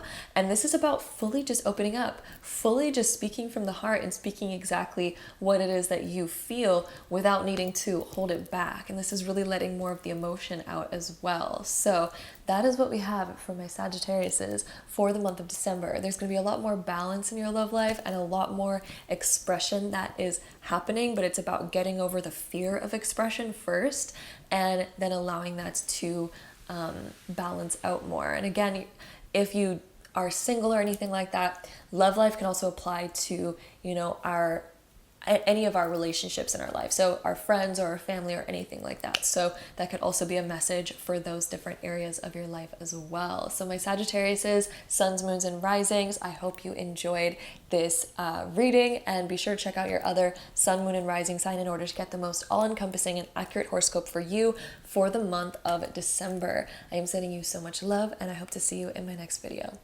Bye. Hello, my beautiful Capricorns, and welcome to your part of the Zodiac sign prediction for the month of December of 2022. This is for my Capricorns, suns, moons, and risings. So let's talk about your month. On December 3rd, we have Neptune going direct in the sign of Pisces, which is going to be affecting your third house. Neptune transiting the third house, especially since it was retrograde. It was retrograde over the past few months. So let's talk about that. So So over the past few months, Neptune has been retrograde in your third house. This can be where we're revising a lot about how we communicate, and we may be learning a lot about communication at this time. So we could have been observing a lot in, how are people reacting to this? Or, maybe the way that I'm communicating, maybe I should alter it or change it, or all this types of stuff. You may even be, very creative in your mind lately too, because Neptune is a massive planet that associates with creativity. It can also cause a little bit of an illusion. So sometimes when it is in the third house, we can be a little bit cloudy when it comes to communication. We're sort of sifting our way through to maybe find out and define our communication a little bit better. But at the same time, this offers a really great sort of creative sprinkle onto our everyday thoughts or our everyday maybe communication. We're getting a lot more creative. As it went retrograde, we were maybe reviewing a lot of the things that we were doing in the past. We're like, I used to kind of communicate like that. Like, I've learned a lot from that. It's like we're growing and kind of creating a new version of ourselves in regards to the way that we're thinking and communicating. And Neptune also, again, being here as it goes direct now on the 3rd of December, since it's going direct, this is going to be us sort of clearing away some of that cloud so that we get to understand ourselves a lot better. We get to kind of get a little bit more clearer with our communication. And let me tell you, I feel like a lot of you have been maybe finding your voice at this time. A lot of my Capricorns, you're really sort of discovering your voice. And even though it may be a little bit lost and confusing, you're really finding who you are, what you really want to maybe speak about, and what you truly want to kind of represent in the world. That's going to be something that Neptune sort of brings. That's the energy that Neptune kind of brings when it's transiting the 3rd house, is finding our voice, figuring out who we really are and what we're really about, and kind of the person that we really want to be when it comes to, what we communicate about and how we're understood. So you may be also reflecting a lot about, how are other people understanding me? Do they understand me correctly? And you may be altering and shifting different parts of yourself in order to be understood better around this time. And as Neptune again is going direct now, this is going to be a lot more of an easy process. You've been doing a lot of reflecting, and now it's time to kind of implement all that we've learned so that we can move forward and sort of become more creative with how we are and how we maybe come across. And that's something that you're really growing into now, is like a much more creative, but also much more like mature and like grown up version of yourself. This can also be a time where your interests are getting piqued as well. So you may find that you're interested in things that you're like, I wasn't normally interested in that. I'm discovering like a whole new world. That is also a time of Neptune transit the 3rd, is when we get our interests piqued by a lot of really interesting things that we didn't even know before. We didn't even know they existed. And we're like, ooh, that's like an interesting topic. I want to go down a rabbit hole on that. That can also happen when Neptune is transiting the 3rd. So it's going direct in the beginning of December, on December 3rd, and it's going to bring out much more forward-moving energy in that area. Then on the 6th of December, we have Mercury moving into the sign of Capricorn, which is of course your sign. So that's moving into your 1st house. When Mercury moves over here, we are planning a lot when it comes to ourselves. You are probably going to be sorting yourself out during this time and be like, I need to get on top of my ish. Like, who do I want to be right now? What do I want to create for myself? Like, what is this new version of myself that I want to be? And we are moving closer to the new year, which is something that I feel like a lot of people do around the new year anyway. But since we have Mercury moving into your sign at the beginning of the month, this is going to be a great month for all of my Capricorns, suns, moons, and risings to be really creating kind of a new version of themselves. Like, this is finally time for you to think about and plan, like, who do I want to be in the new year? What do I want to change? And this is really about getting your life together, especially when it comes to like your personal goals and the things that really affect you kind of more immediately. Your routine, your schedule, who you are, how you see yourself, like all of this kind of stuff. You're really sort of envisioning possibly a newer version of yourself and getting more creative around this time. This can also be when you get a lot more busy as well, when Mercury transits the 1st as well. Then on the 7th of the month, we have our full moon in Gemini, which is happening in your 6th house. The full moons are all about closing out old cycles. Being in the 6th house, this is the house of work, service, health, schedules and routines, and things like that, and also fitness. The full moon happening here, which is closing out an old cycle. There could have been an old cycle that you're like, I'm done with that cycle. It could have been a cycle when it came to your health. Maybe you had a pattern or habit when it came to your health or fitness that you're like, I'm closing out that old thing. Or there could have been a habit or something, or a certain circumstance or event or thing that's happening within your work life as well, that you are closing out that cycle too, because you might be like, I am done with this cycle, I am wrapping it up. You may be just completing certain projects, you may be completing like things that have been put off for a while, and now just sort of gaining closure on that and closing up the books on old things so that you can finally be complete and done with them. So that is this full moon, and that is the energies that it will be bringing on the 7th of the month. Is definitely this closing out of this old cycle and chapter. And this is also when you're going to start thinking about how you want to be moving forward. So could be also where you're thinking about, what can I add in as a new habit or routine? What can I add in as a new health or fitness goal? What can I add in as my new standards in my work life and career and things like that? And if you don't have a job or a career yet, if you're still in school, this would apply to you in your schooling area as well. Then on the 9th of the month, we have Venus moving into the sign of Capricorn as well. So a lot of Capricorn energy going on. Again, it is sort of approaching your season, so it makes sense that a lot of planets are moving into your sign at this time. But Venus is now also moving into the sign of Capricorn on the 9th of December. And Venus, when it transits the first house, this is when we really start to up-level ourselves a lot. Venus is the planet of love, beauty, and money. You may be focused more on self-love around this time. You may even be receiving more compliments and things that boost your mood and your morale and your self-image and things like that, because Venus brings that sort of energy with it as it transits the first house. People might be really kind to you. You might have certain people, again, really compliment you and have that be something that really is a nice ego boost at that time. But yeah, so Venus moving over here is going to bring a lot more abundance in this area. And this could even be where you're working on self-improvement as well, especially since Mercury is here as well. So we may be really focused on, how can I improve myself? How can I become better when it comes to your image, your appearance even, because Venus can also indicate that maybe we're changing something about our appearance. Maybe we're cutting our hair. Maybe we're like changing our style, whatever the case may be. And then it's also psychologically too, since Mercury is there as well. So we may be interested in just improving ourselves in general, and how can we become better moving forward. Then on the 20th of the month, we have Jupiter moving into the sign of Aries, which is going to be in your 4th house. Jupiter went retrograde back into Pisces, but now it's moving back into the sign of Aries on the 20th. And when Jupiter is in the 4th house, Jupiter brings with it abundance and expansion, and it is also a sign or a planet of travel. But being in your 4th house, this is expanding your home life. A lot of my Capricorns, you're going to be very interested in how to bring out more of an abundant feeling in your home, and also how to kind of begin to expand your home and maybe family life. So this could also be a time where you're spending a lot more time with family, or you have family contacting you a lot. And I know it sounds like really like, oh yeah, that's obvious, because I mean, we're moving into the holidays, right? But Jupiter moving into the 4th house does bring with it a lot more connection with family, a lot more expansion with family, and also within our home life and also our foundation. So some of you may also be really interested in, how can I maybe expand my home, or how can I maybe expand my sense of security? So this could be, for example, investing. This could be getting interested in how to just expand your savings account in order to feel like your security blanket has expanded and things like that. So Jupiter brings with it that type of energy, and we may be focused on those things at that time. Then we also, on the 21st, have our winter solstice, where the sun moves into the sign of Capricorn. So then it is Capricorn season.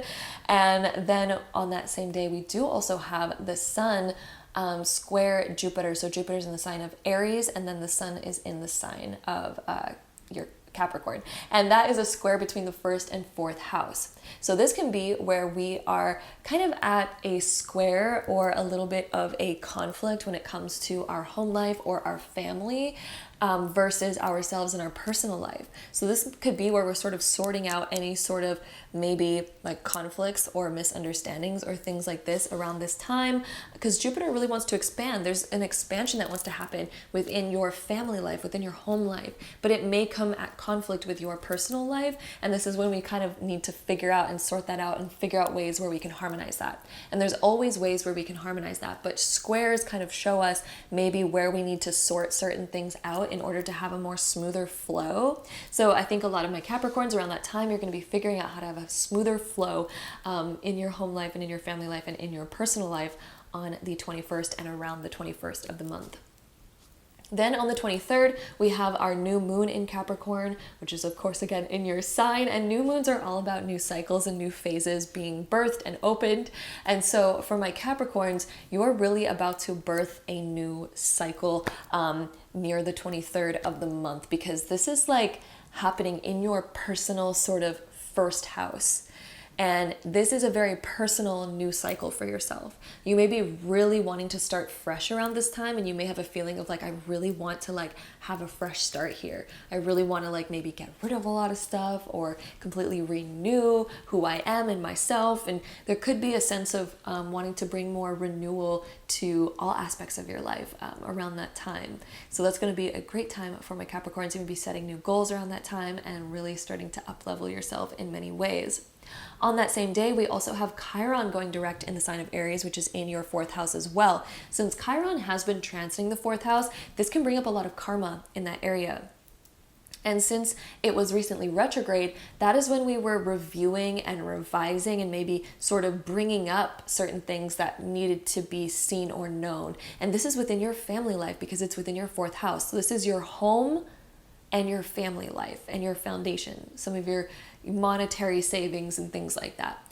Chiron, when it was retrograde, it was kind of bringing up the areas that we maybe need to focus on a little bit more, maybe where we have certain karma that needs to be sorted out. But now that it's going direct, all the things that you've been sort of learning and seeing that were happening over the past few months in this area of your life, you have been learning a lot from it. And as Chiron goes direct, this energy begins moving forward. And with Chiron, it's also such a planet of blessings, even though it doesn't seem like it at the time, because we do sort out like a lot of karmic issues when we have a Chiron transit, but it also strengthens that area for us. So anything that you have been learning over the past few months, you'll never have to go through those issues or problems again, because that area is now going to become a strength for you as Chiron now goes direct and then eventually leaves this area of your chart. So this is a great transit, and it's going to be strengthening this area of your life so much to where you won't need to face old issues anymore. So it's kind of helping close that out and helping move things forward now that it's going direct again.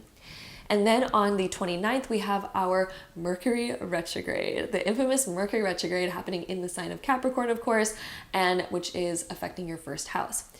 Almost said Jupiter retrogrades.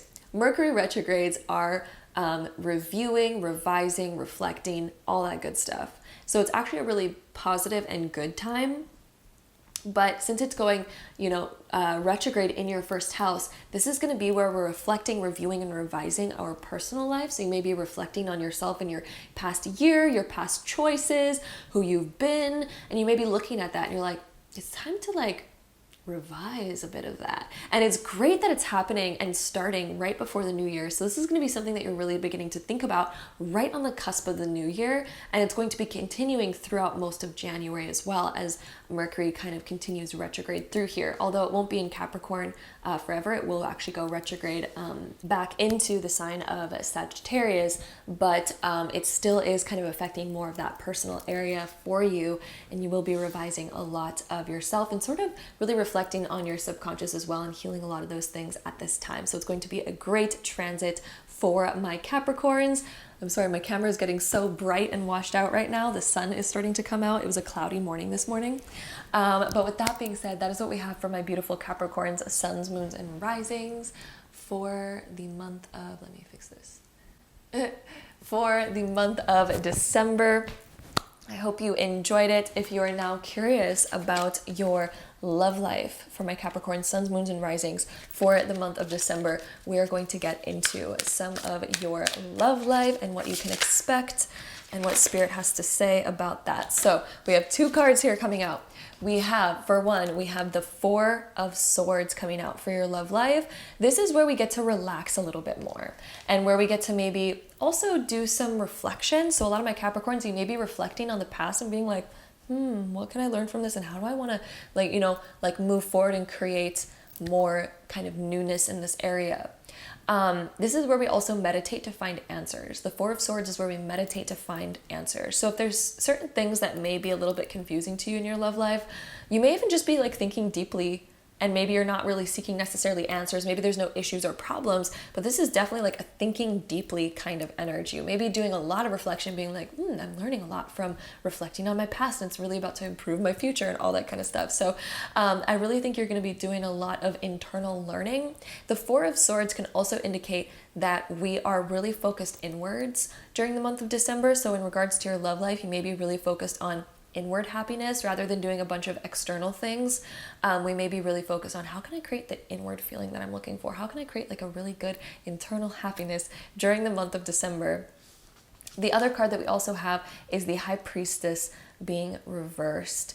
I'm definitely getting a more slower, kind of calmer energy for you for your love life during the month of December. It just seems like things are more calm, and it's just more about like an inward sort of focus on inwards happiness, or inward happiness.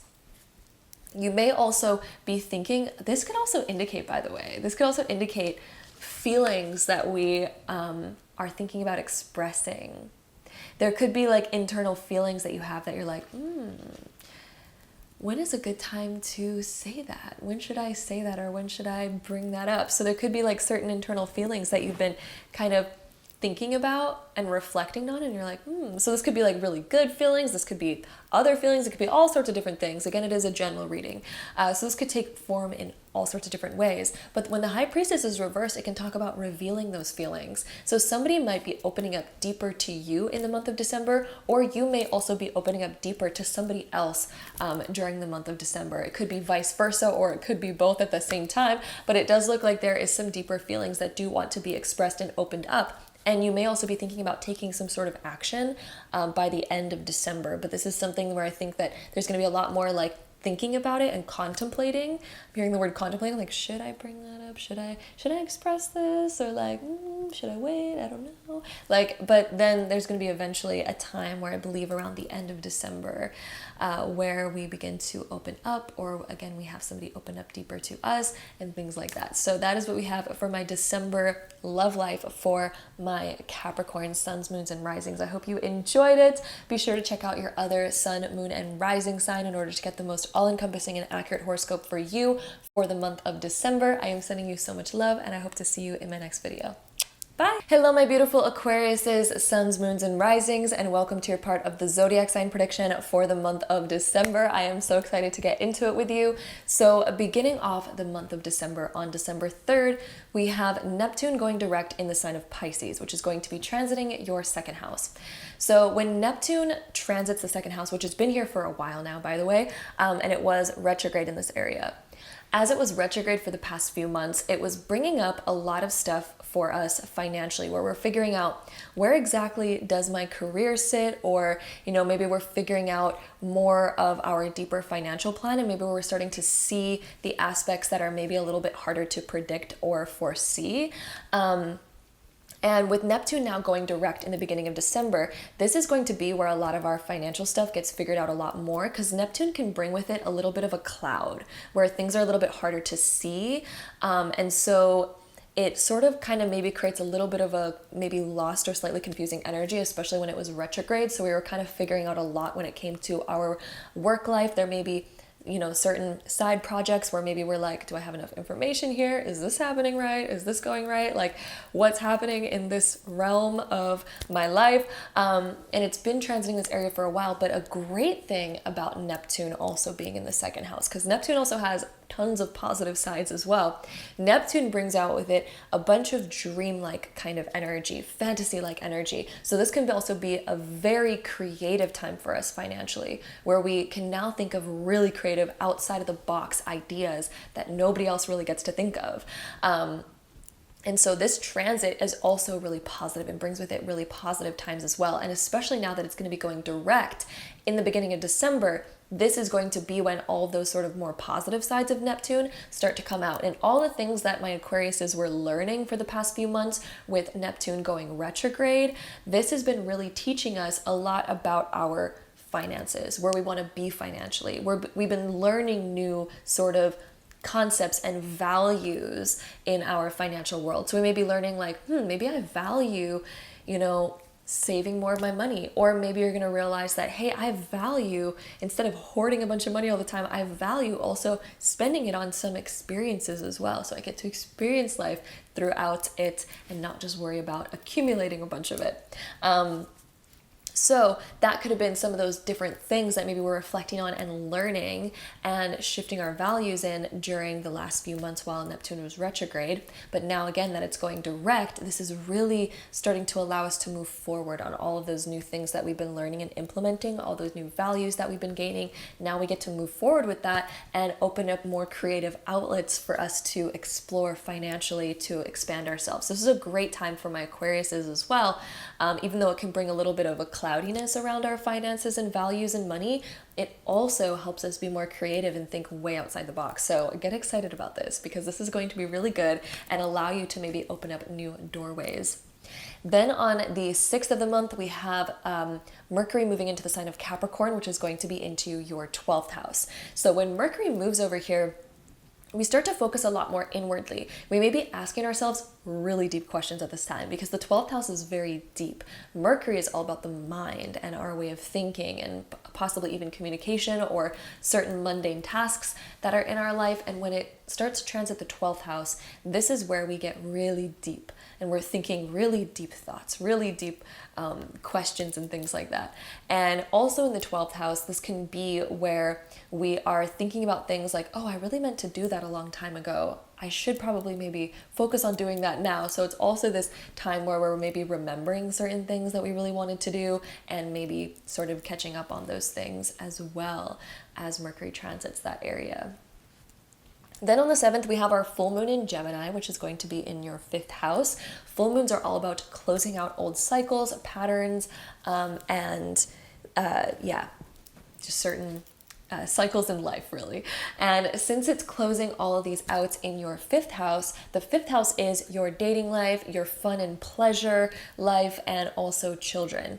This is closing out an old cycle or phase in this area. So this is possibly closing out an old phase within your dating life. Like maybe we're like, I'm done with that cycle. It's time to open up a new one. Or maybe we're wrapping up certain things when it came to different areas of our life where we experience fun or pleasure. Maybe we're like, I'm ready for something different. I'm ready for something maybe more mature. Like maybe we're maturing in some sort of aspect or way and we're like, I don't need much of that anymore. Like this is definitely the accumulation of like an old cycle and allowing it to end and close out.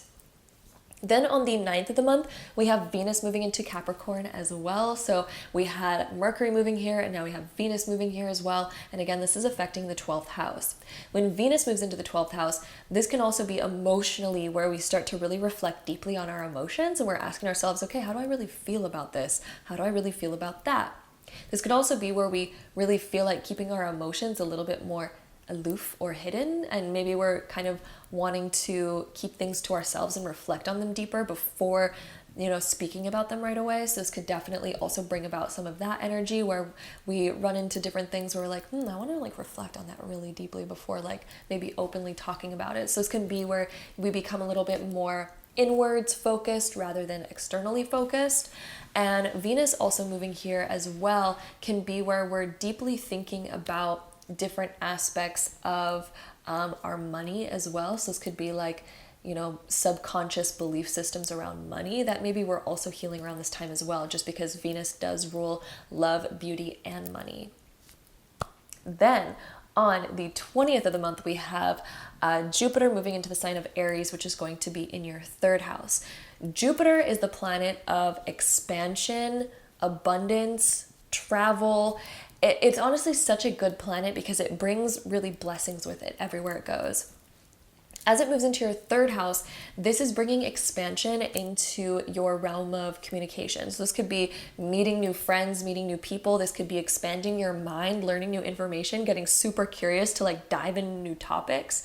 And Jupiter being over here is going to bring a lot of expansion and abundance to your mind and to your mentality. So this could be a time where we're healing a lot, and any old limitations that we used to have mentally that used to hold us back, this is a time where we're going to be breaking through those. And Jupiter is more of a kind of transcendental planet, so it moves a lot slower because it's on the more outer rings of our solar system.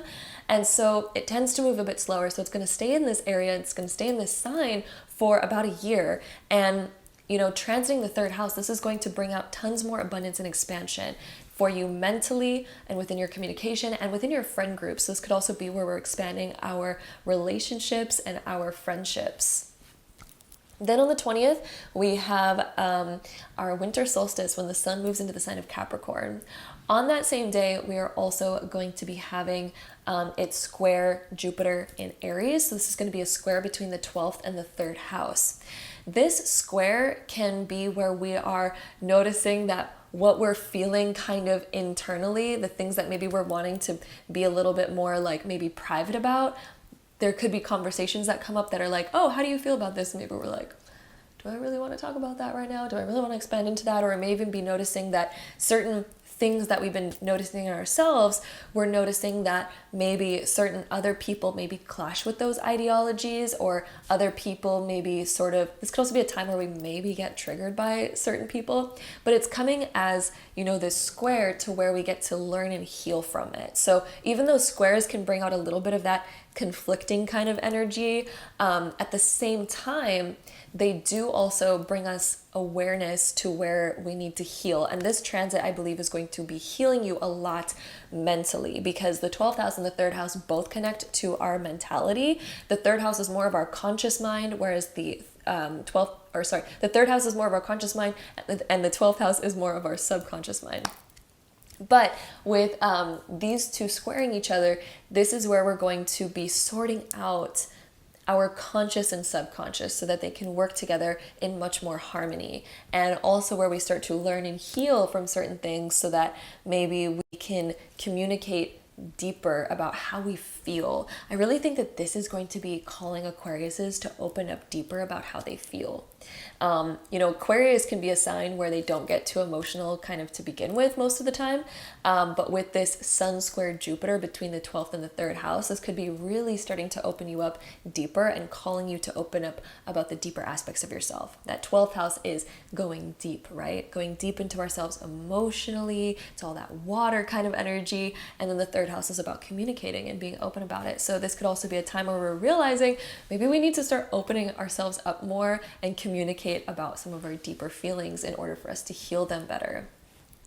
Then on the 23rd, we have the new moon in Capricorn, which is going to be in your 12th house. New moons are about new cycles opening up, new doorways opening, and being in your 12th house, this is now a new way that you think subconsciously. This could be new patterns that you're creating when it comes to how you deal with your emotions and how you maybe express them. So it's kind of interesting that we had the square between Jupiter and the Sun earlier on, just a couple days before this new moon.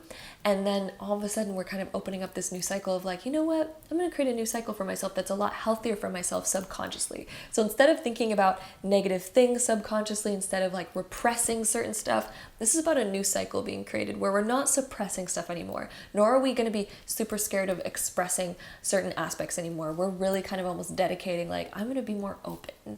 I'm going to be more kind of accepting of what it is that I feel. And so that could be what this new moon in the 12th house ends up creating. And on that same day, we also have Chiron going direct in the sign of Aries, which is again in your 3rd house. So a couple 3rd house transits happening in the month of December as well for my Aquariuses.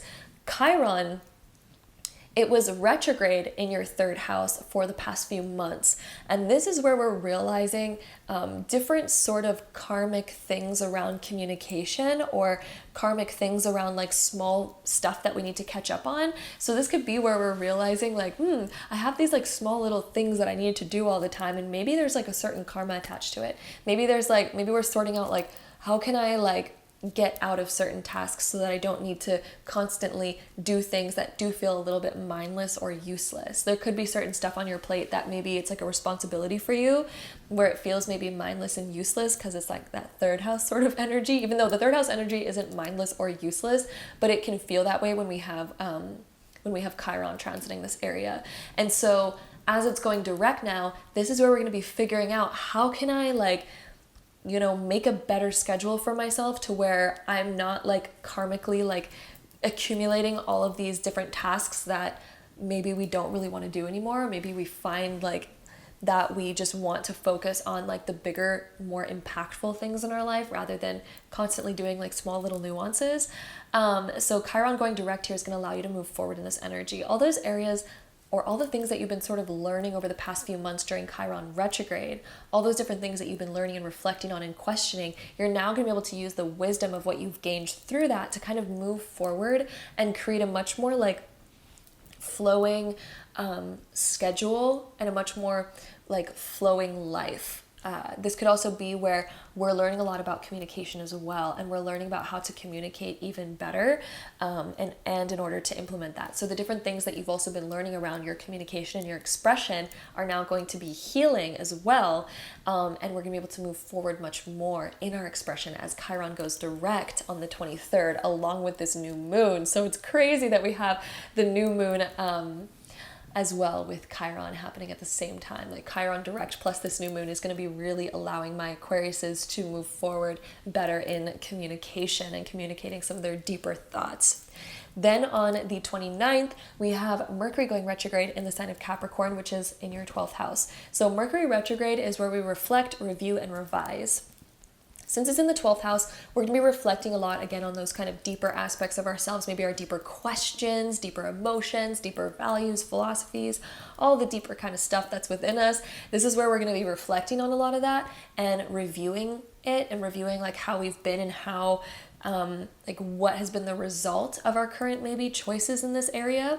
And then we're going to be revising it and revising like how can I make this better? How can I make it work for me better? What do I need to alter? Where have I been running into problems over here? And how can I make it so that it flows a lot smoother and things are much more balanced? So that is going to be something that begins on the 29th of December and goes through the most of the month of January, where we're reflecting, reviewing, and revising that particular area of our life.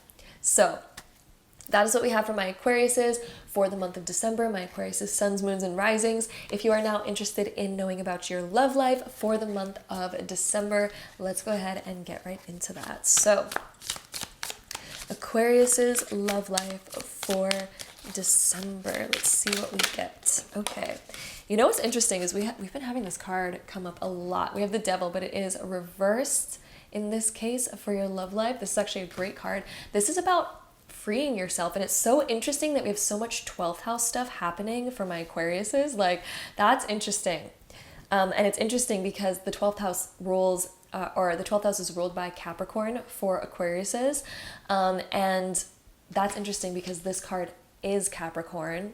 And this card also kind of relates to the 12th house a little bit in the sense that it can kind of deal with unconscious or subconscious kind of stuff. Since it is reversed though, you are going to be unchaining yourself from old habits or old patterns that didn't serve you. So in your love life during the month of December, you're letting go of things that no longer served you, and you're literally freeing yourself.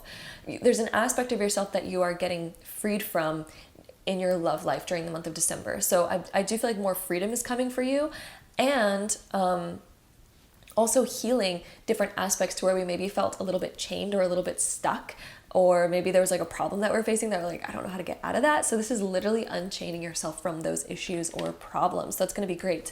And we also have the Five of Pentacles being reversed. This is another card that is great to be reversed. The Five of Pentacles is when we allow ourselves to come back to a warmer environment.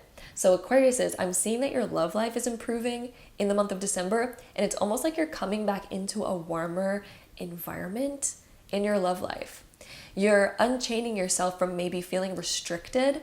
There could have been certain aspects in your love life where maybe you did feel restricted, or maybe you felt like things were a little bit like chained up. This could have even been like your emotions. This could be chaining up your emotions or your thoughts or all sorts of different aspects. But there's an area where maybe we felt not so free, and both of these cards indicate more freedom in your love life during December, and it also indicates coming to a warmer environment, one that's actually really loving. So this could be opening yourself up more, especially if you've been like maybe closed off lately, or especially if you've been maybe feeling like a little bit restricted in some ways. This is really beginning to open up and come back into a much more inviting time. So that's going to be fantastic for my Aquariuses during the month of December, and things are going to feel like warm and cozy, truly. And anything that you've been currently dealing with is going to be sorted out in a really beautiful way, to where we're coming back to, again, that more warmer, cozy, inviting environment in your love life for the month of December. So that is what we have for my Aquariuses, suns, moons, and risings for your love life for December. I hope it applied to you in some way, shape, or form. Again, if you are single, the love life can also apply to any relationship in your life, whether that be friends, family, like any sort of relationship as well. So I do want to mention that, and I am sending you so much love. Be sure to check out your other sun, moon, and rising sign to get the most accurate and all-encompassing horoscope for you for the month of December, and I hope to see you in my next video. Bye. Hello, my beautiful Pisces, suns, moons, and risings, and welcome to your part of the zodiac sign for the month of December. I am so excited to get into it with you. So starting off December, particularly on December 3rd, we have Neptune going direct in your sign of Pisces, which is in your first house. And Neptune also is your ruling planet. So with it going direct now in your first house, this is bringing out a really dreamlike kind of energy to your natural aura. This could be where we are getting lost in a lot of ideas, we're doing a lot of internal reflection, we're maybe fantasizing a lot about what is it that I want, what is it that I want to create in my life, and it just brings out kind of a very, again, like dreamlike energy. Although, since it was in retrograde for the past few months, this can be where in the past few months we may have been a little bit lost or confused, because Neptune, it is fantasy and dreamlike, but it can also be a little bit cloudy. And so over the past few months, as it was retrograde, it may have brought up some clouds around our self-identity. So for Pisces, this could be a time where you're wondering, who really am I? Like, do I have a definition? Who do I really want to be? And you could have been thinking about a lot of different ideas to kind of maybe define yourself a little bit more. You may have even been getting to know yourself on a deeper level through the retrograde and beginning to reflect a lot on your past, who you've been, who you've become, how you've changed. And this is a huge time of learning tons about yourself. But Neptune, as it's going direct, Neptune also has tons of amazing energy that comes along with it, because it is that fantasy dreamlike planet. And as it's now going direct in your sign, this is where we get to kind of move forward on all the things that we've been reflecting and learning about ourselves over the past few months. And now things are going to be really moving forward, and you're going to be now taking all that you've learned and sort of stepping into a newer version of yourself, maybe even creating a new version of yourself as you begin to sort of figure out who you are and navigate what it is that you want. This can also be a time where we get really into sort of more bigger, grander ideas, things that are like, ooh, that's captivating my mind. Ooh, that's really exciting and fun to explore. So this could be where we get really sort of lost into our mind and our ideas and get kind of like into a bit more of a dream state. We may have even noticed that it's hard to focus sometimes. You may even be noticing that it's hard to be more present and be really there. When it comes to, you know, communicating with other people, when it comes to being very present in the moment, because Neptune being in your first house can kind of create, again, a little bit of that sort of cloudy energy where maybe we find that we are drifting off in our mind a lot. But this is a good thing, because this is leading you towards a more creative outlet. But as it goes direct, a lot of this cloud, a lot of this fog is going to lift, and you're going to notice that you are a lot more present and you're able to think a lot clearer. So if there has been some brain fog over the past few months, Neptune being in your first house does create that, but that fog is lifting a lot as it's going direct in the beginning of December.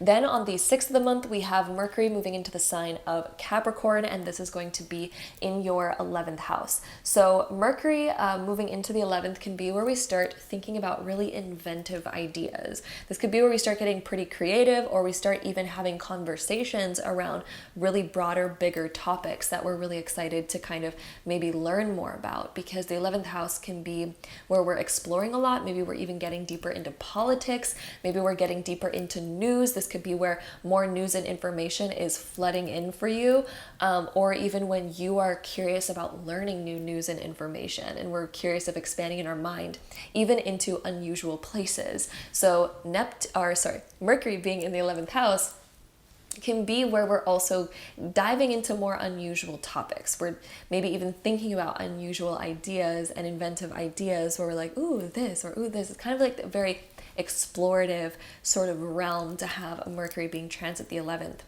Mercury transit the 11th can also, though, bring about more communication with friends. This can also bring communication from distant places. So if you have family members, if you have friends that live at a distance from you, this could be a time where you're communicating with them a lot more, or they may have really important or bigger sort of news or information to bring to you at this time, because this is where we kind of hear about things from kind of more around the world from distant places.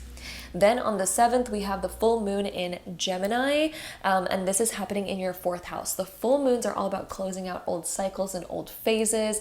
Being in the 4th house, this is about your family and your home life. So this is closing out an old cycle here. So we may have been in a repetitive cycle for a while when it came to either our family or our home life, and now we're kind of ready to close that chapter. Whatever it was that we were dealing with or focused on in that area, there is a closing of a pattern or a chapter here with this full moon, and it will be the conclusion of an old kind of cycle. So now we're about to open up a new one in this area, and that's going to be a really great energy to kind of wrap things up and come to conclusions or get closure on certain things, or finish certain tasks around that area, so that we no longer need to kind of dwell on certain things anymore. Then on the 9th of the month, we have Venus also moving into the sign of Capricorn, which is also entering your 11th house. So lots of 11th house stuff happening here for Pisces in the month of December. Venus moving over here can create really nice interactions with different people. So if you are receiving communication from people that live at a distance from you, this could be where we start getting a lot closer. We start having some closer connections. We feel maybe like we're expressing a lot of different emotions, and we're connecting deeper to the people that we may be distant with. This can also be a time where we are really kind of accumulating a lot of like fun ideas. Maybe we're laughing a lot with different people that are in our life. This could also be a time where you're receiving a lot of loving like messages or calls, letters or visits from different people that, again, most likely live at a distance, or maybe people that we just don't see as often are kind of coming back into our life around this time. We're going to hear from them and maybe get a lot of expression, or maybe even we feel like expressing ourselves to the people that maybe we haven't been expressing ourselves to as much lately. Then on the 20th of the month, we have Jupiter moving into the sign of Aries, which is going to be in your 2nd house.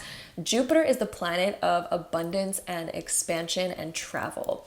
It is a planet of blessings in all aspects. And since it's now moving back into your 2nd house, it was here briefly, moved back into the sign of Pisces, which was your sign, which is also great for you.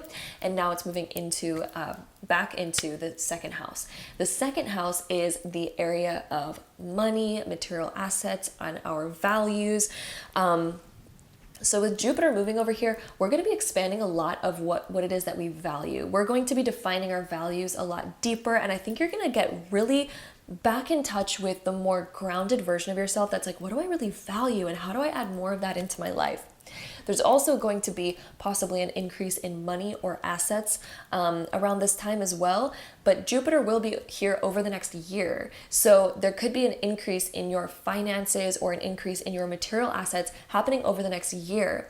And over the next year, you're also going to be increasing what it is that you value. You're going to be putting more emphasis on your values and wanting to meet them in a lot more of a greater way. So that's also what Jupiter is going to bring to that area as well. But look out for more abundance coming over this next year, because anytime Jupiter transits the 2nd, it brings about more abundance. This is where we're going to feel more financially secure. This is where we're going to gain more opportunities or more material assets as well. Then on the 21st, we have our winter solstice. And then on that same day, when the sun moves into Capricorn, we're also going to have it square Jupiter in Aries. So the square between these two is happening between the 11th and 2nd house. So this could be where we're sort of realizing a little bit of a conflict when it comes to maybe politics, bigger ideas, kind of the worldly matters that are happening, versus our material assets and our values and what it is that we value and what it is that we want to focus on and grow and gain.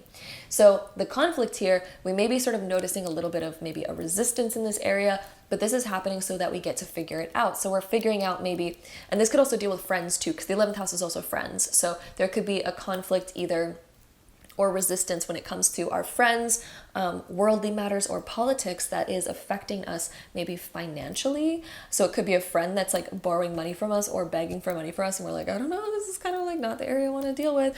Or it could be something like, maybe a political matter or something is maybe something that we need to focus on in order to maybe grow our finances, for example. So this could be like, maybe we need to learn more about business or a big worldly matter in order to kind of, implement and begin to process the financial things that we want to do and reach. So it could be a conflict in those different areas, or again, it could be a conflict with values versus maybe what's happening out in the world. And so it could be just, things like that. That's what happens when 11th and 2nd house come at a square. But this transit isn't going to last a super long time. It's a very quick transit, so it's something that's also going to get sorted out quite fast and easily. It's not going to be something that lingers and lasts for too long, really just a few days at most, and then it's going to be sorted out and cleared. Then on the 23rd of the month, we have our new moon in Capricorn, which is in your 11th house. This is a new cycle when it comes to political matters. This is a new cycle when it comes to your friend group. This is a new cycle when it comes to, your thoughts about your impact on the planet as well. So you may be starting a new cycle here where maybe we're gaining new ideas in this area. Maybe we're also starting a new cycle with our friends and just beginning like a whole new sort of chapter in that area. On that same day, we also have Chiron going direct in the sign of Aries, which is affecting your 2nd house. So it's been in your 2nd house for a while now. It was retrograde for the past few months. And when Chiron went retrograde, it was bringing up a lot of like karmic things around money and finances and around values. So there could have been certain values that we had that are now put into question, or we're sort of kind of maybe seeing values that we had a long time ago, and maybe they're not really fitting in with today's time anymore. And so Chiron, when it went retrograde in the 2nd house, was bringing up all these different things for us to maybe review and revise them in order to better fit our current and present moment. As Chiron now goes direct, we can now take all that we've learned and begin to move forward with that and have it be our new sort of foundation, to where we've cleared that karma, we've healed it, and now we can apply everything that we've learned. And this is going to really help you strengthen this area, because Chiron always strengthens. Wherever it shows us our karma or our wounds or our pain, it also heals them and makes them stronger afterwards. So now that you've been healing a lot in this area, you're now going to be stronger in your values, more stronger than ever before, and you're going to be more sure of them as well. And you're also going to be learning a lot financially, to the point where this is going to become a strong area for you. So other aspects that maybe used to be wounds for us financially, and we're constantly maybe worried about certain stuff, that's going to be healing as well. And you're going to notice this area becomes a stronger place for you afterwards. So Chiron going direct is allowing this energy to begin moving forward and to begin gaining strength after its test. Then on the 29th, we have our Mercury retrograde in the sign of Capricorn beginning, which is in your 11th house. So this is when we're going to be reviewing and revising and reflecting on a lot going on within our friend group. This could also be reflecting on a lot going on in the world, in the bigger picture. This could also be reflecting on some of those deeper, more inventive, curious ideas that we've been kind of thinking about throughout the whole month. And now we're getting to review and revise them and see how we can maybe implement them better into our life, and how we can maybe figure out a smoother, more balanced life moving forward, so that we're not running into any misunderstandings or conflicts. This is going to be a time of sorting all that kind of stuff out. Mercury retrograde in the 11th can also connect us to people from our past, people that we haven't seen in a long time, people that live in far places, friends that we maybe haven't heard from in a while, all sorts of things like that. So Mercury retrograde can also bring that, and Mercury retrograde is going to be going into and lasting through most of January as well. So you're going to be noticing that through that whole time period. So that is what we have for my Pisces suns, moons, and risings for the month of December. I hope you enjoyed it. If you are curious about your love life for the month of December, let's go ahead and get into Pisces suns, moons, and risings love life for December. Let's see what we have for you. We have Ace of Pentacles being reversed. This card, when it appears, this is about us figuring out what we want. If we don't know exactly what it is that we want, and if we can't like practically say it and put it into practical terms, so rather than, you know, thinking about something, oh, like I want this feeling, but if we can't define like how we practically want it or how we can practically create it, a lot of the times it's quite difficult to understand how to plant that seed. So it seems like there's a seed that desires to be planted in your love life, but it's about us kind of practically, you know, starting to see it and define it as something that's real, something that's tangible. And when Ace of Pentacles is also reversed, it can indicate that we're way too lost in the fantasy of something happening. But if we're lacking the actual action, it'll never happen, right? We do live in a physical world, you know, and although there's a lot of energetics going on, we live in an energetic and physical world. We can't have one without the other. So when we're too lost in the fantasy and we're like, I really want this to happen, I really want this to happen, we're just daydreaming about it, but we don't take actual action where we either say what it is that we want or we take some sort of action towards it, then it's likely not going to get planted and grow, because you can't grow, like, for example, you can't grow a baby just with a thought. You're going to need like a physical action behind it, right? In order to kind of plant that seed and have it grow. So that's one of the things that I'm definitely hearing for you is going to be sort of a lesson in the month of December, is asking yourself, what do I physically really want? And how can I physically take action towards creating that? Because if I do physically desire that, and if I can define exactly what that is, then how can I begin to create it? We also have the Seven of Cups coming out for you as well.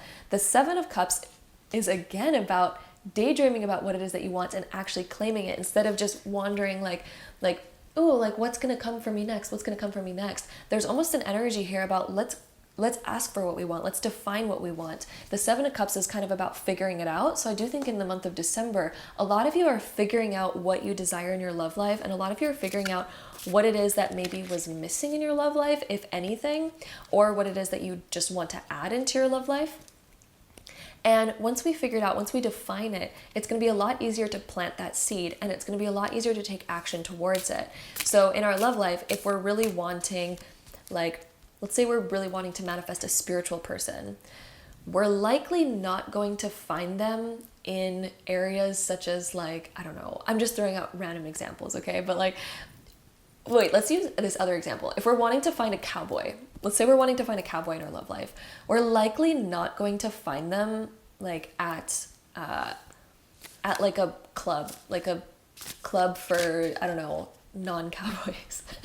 This is such a random, weird example, but you kind of like get the picture, right? Like, we're gonna know better how to take the action once we define what it is that we desire. Does that make sense? Like, you know, if you're really wanting something specific, you'll know better how to attain it and how to find it once you define what it is that you desire and what you want. And so a huge thing in the month of December is about defining what it is that you want and also taking action towards it rather than waiting for it to kind of come to you. This is about taking that action. I'm seeing more action being a theme for you in the month of December, and also figuring out what it is that you want, because that's going to be where we know where to take that action, right? I know I'm kind of getting repetitive with this message here, but yeah, it definitely looks like the month of December is figuring out more about what it is you desire, because then you're going to be able to take action on it. And let me tell you, once you take action on it, then it's a yes, because this is a no associated with no action. This is a yes associated with detail and associated with action.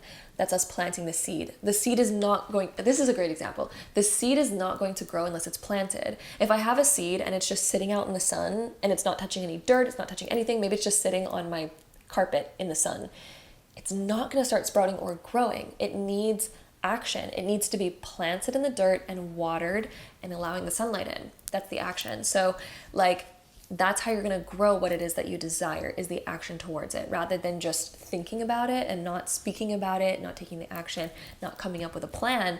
that's going to be where we kind of get stuck. So that is the message for my Pisces in the month of December. It looks like you're figuring out what it is that you want and then learning how to fully plant that seed. That is going to be the theme for the month of December. And let me tell you, the abundance comes in Ace of Pentacles. Abundance comes here in this card, but it just needs to be planted first. And so December is going to be that month where we're planting that seed.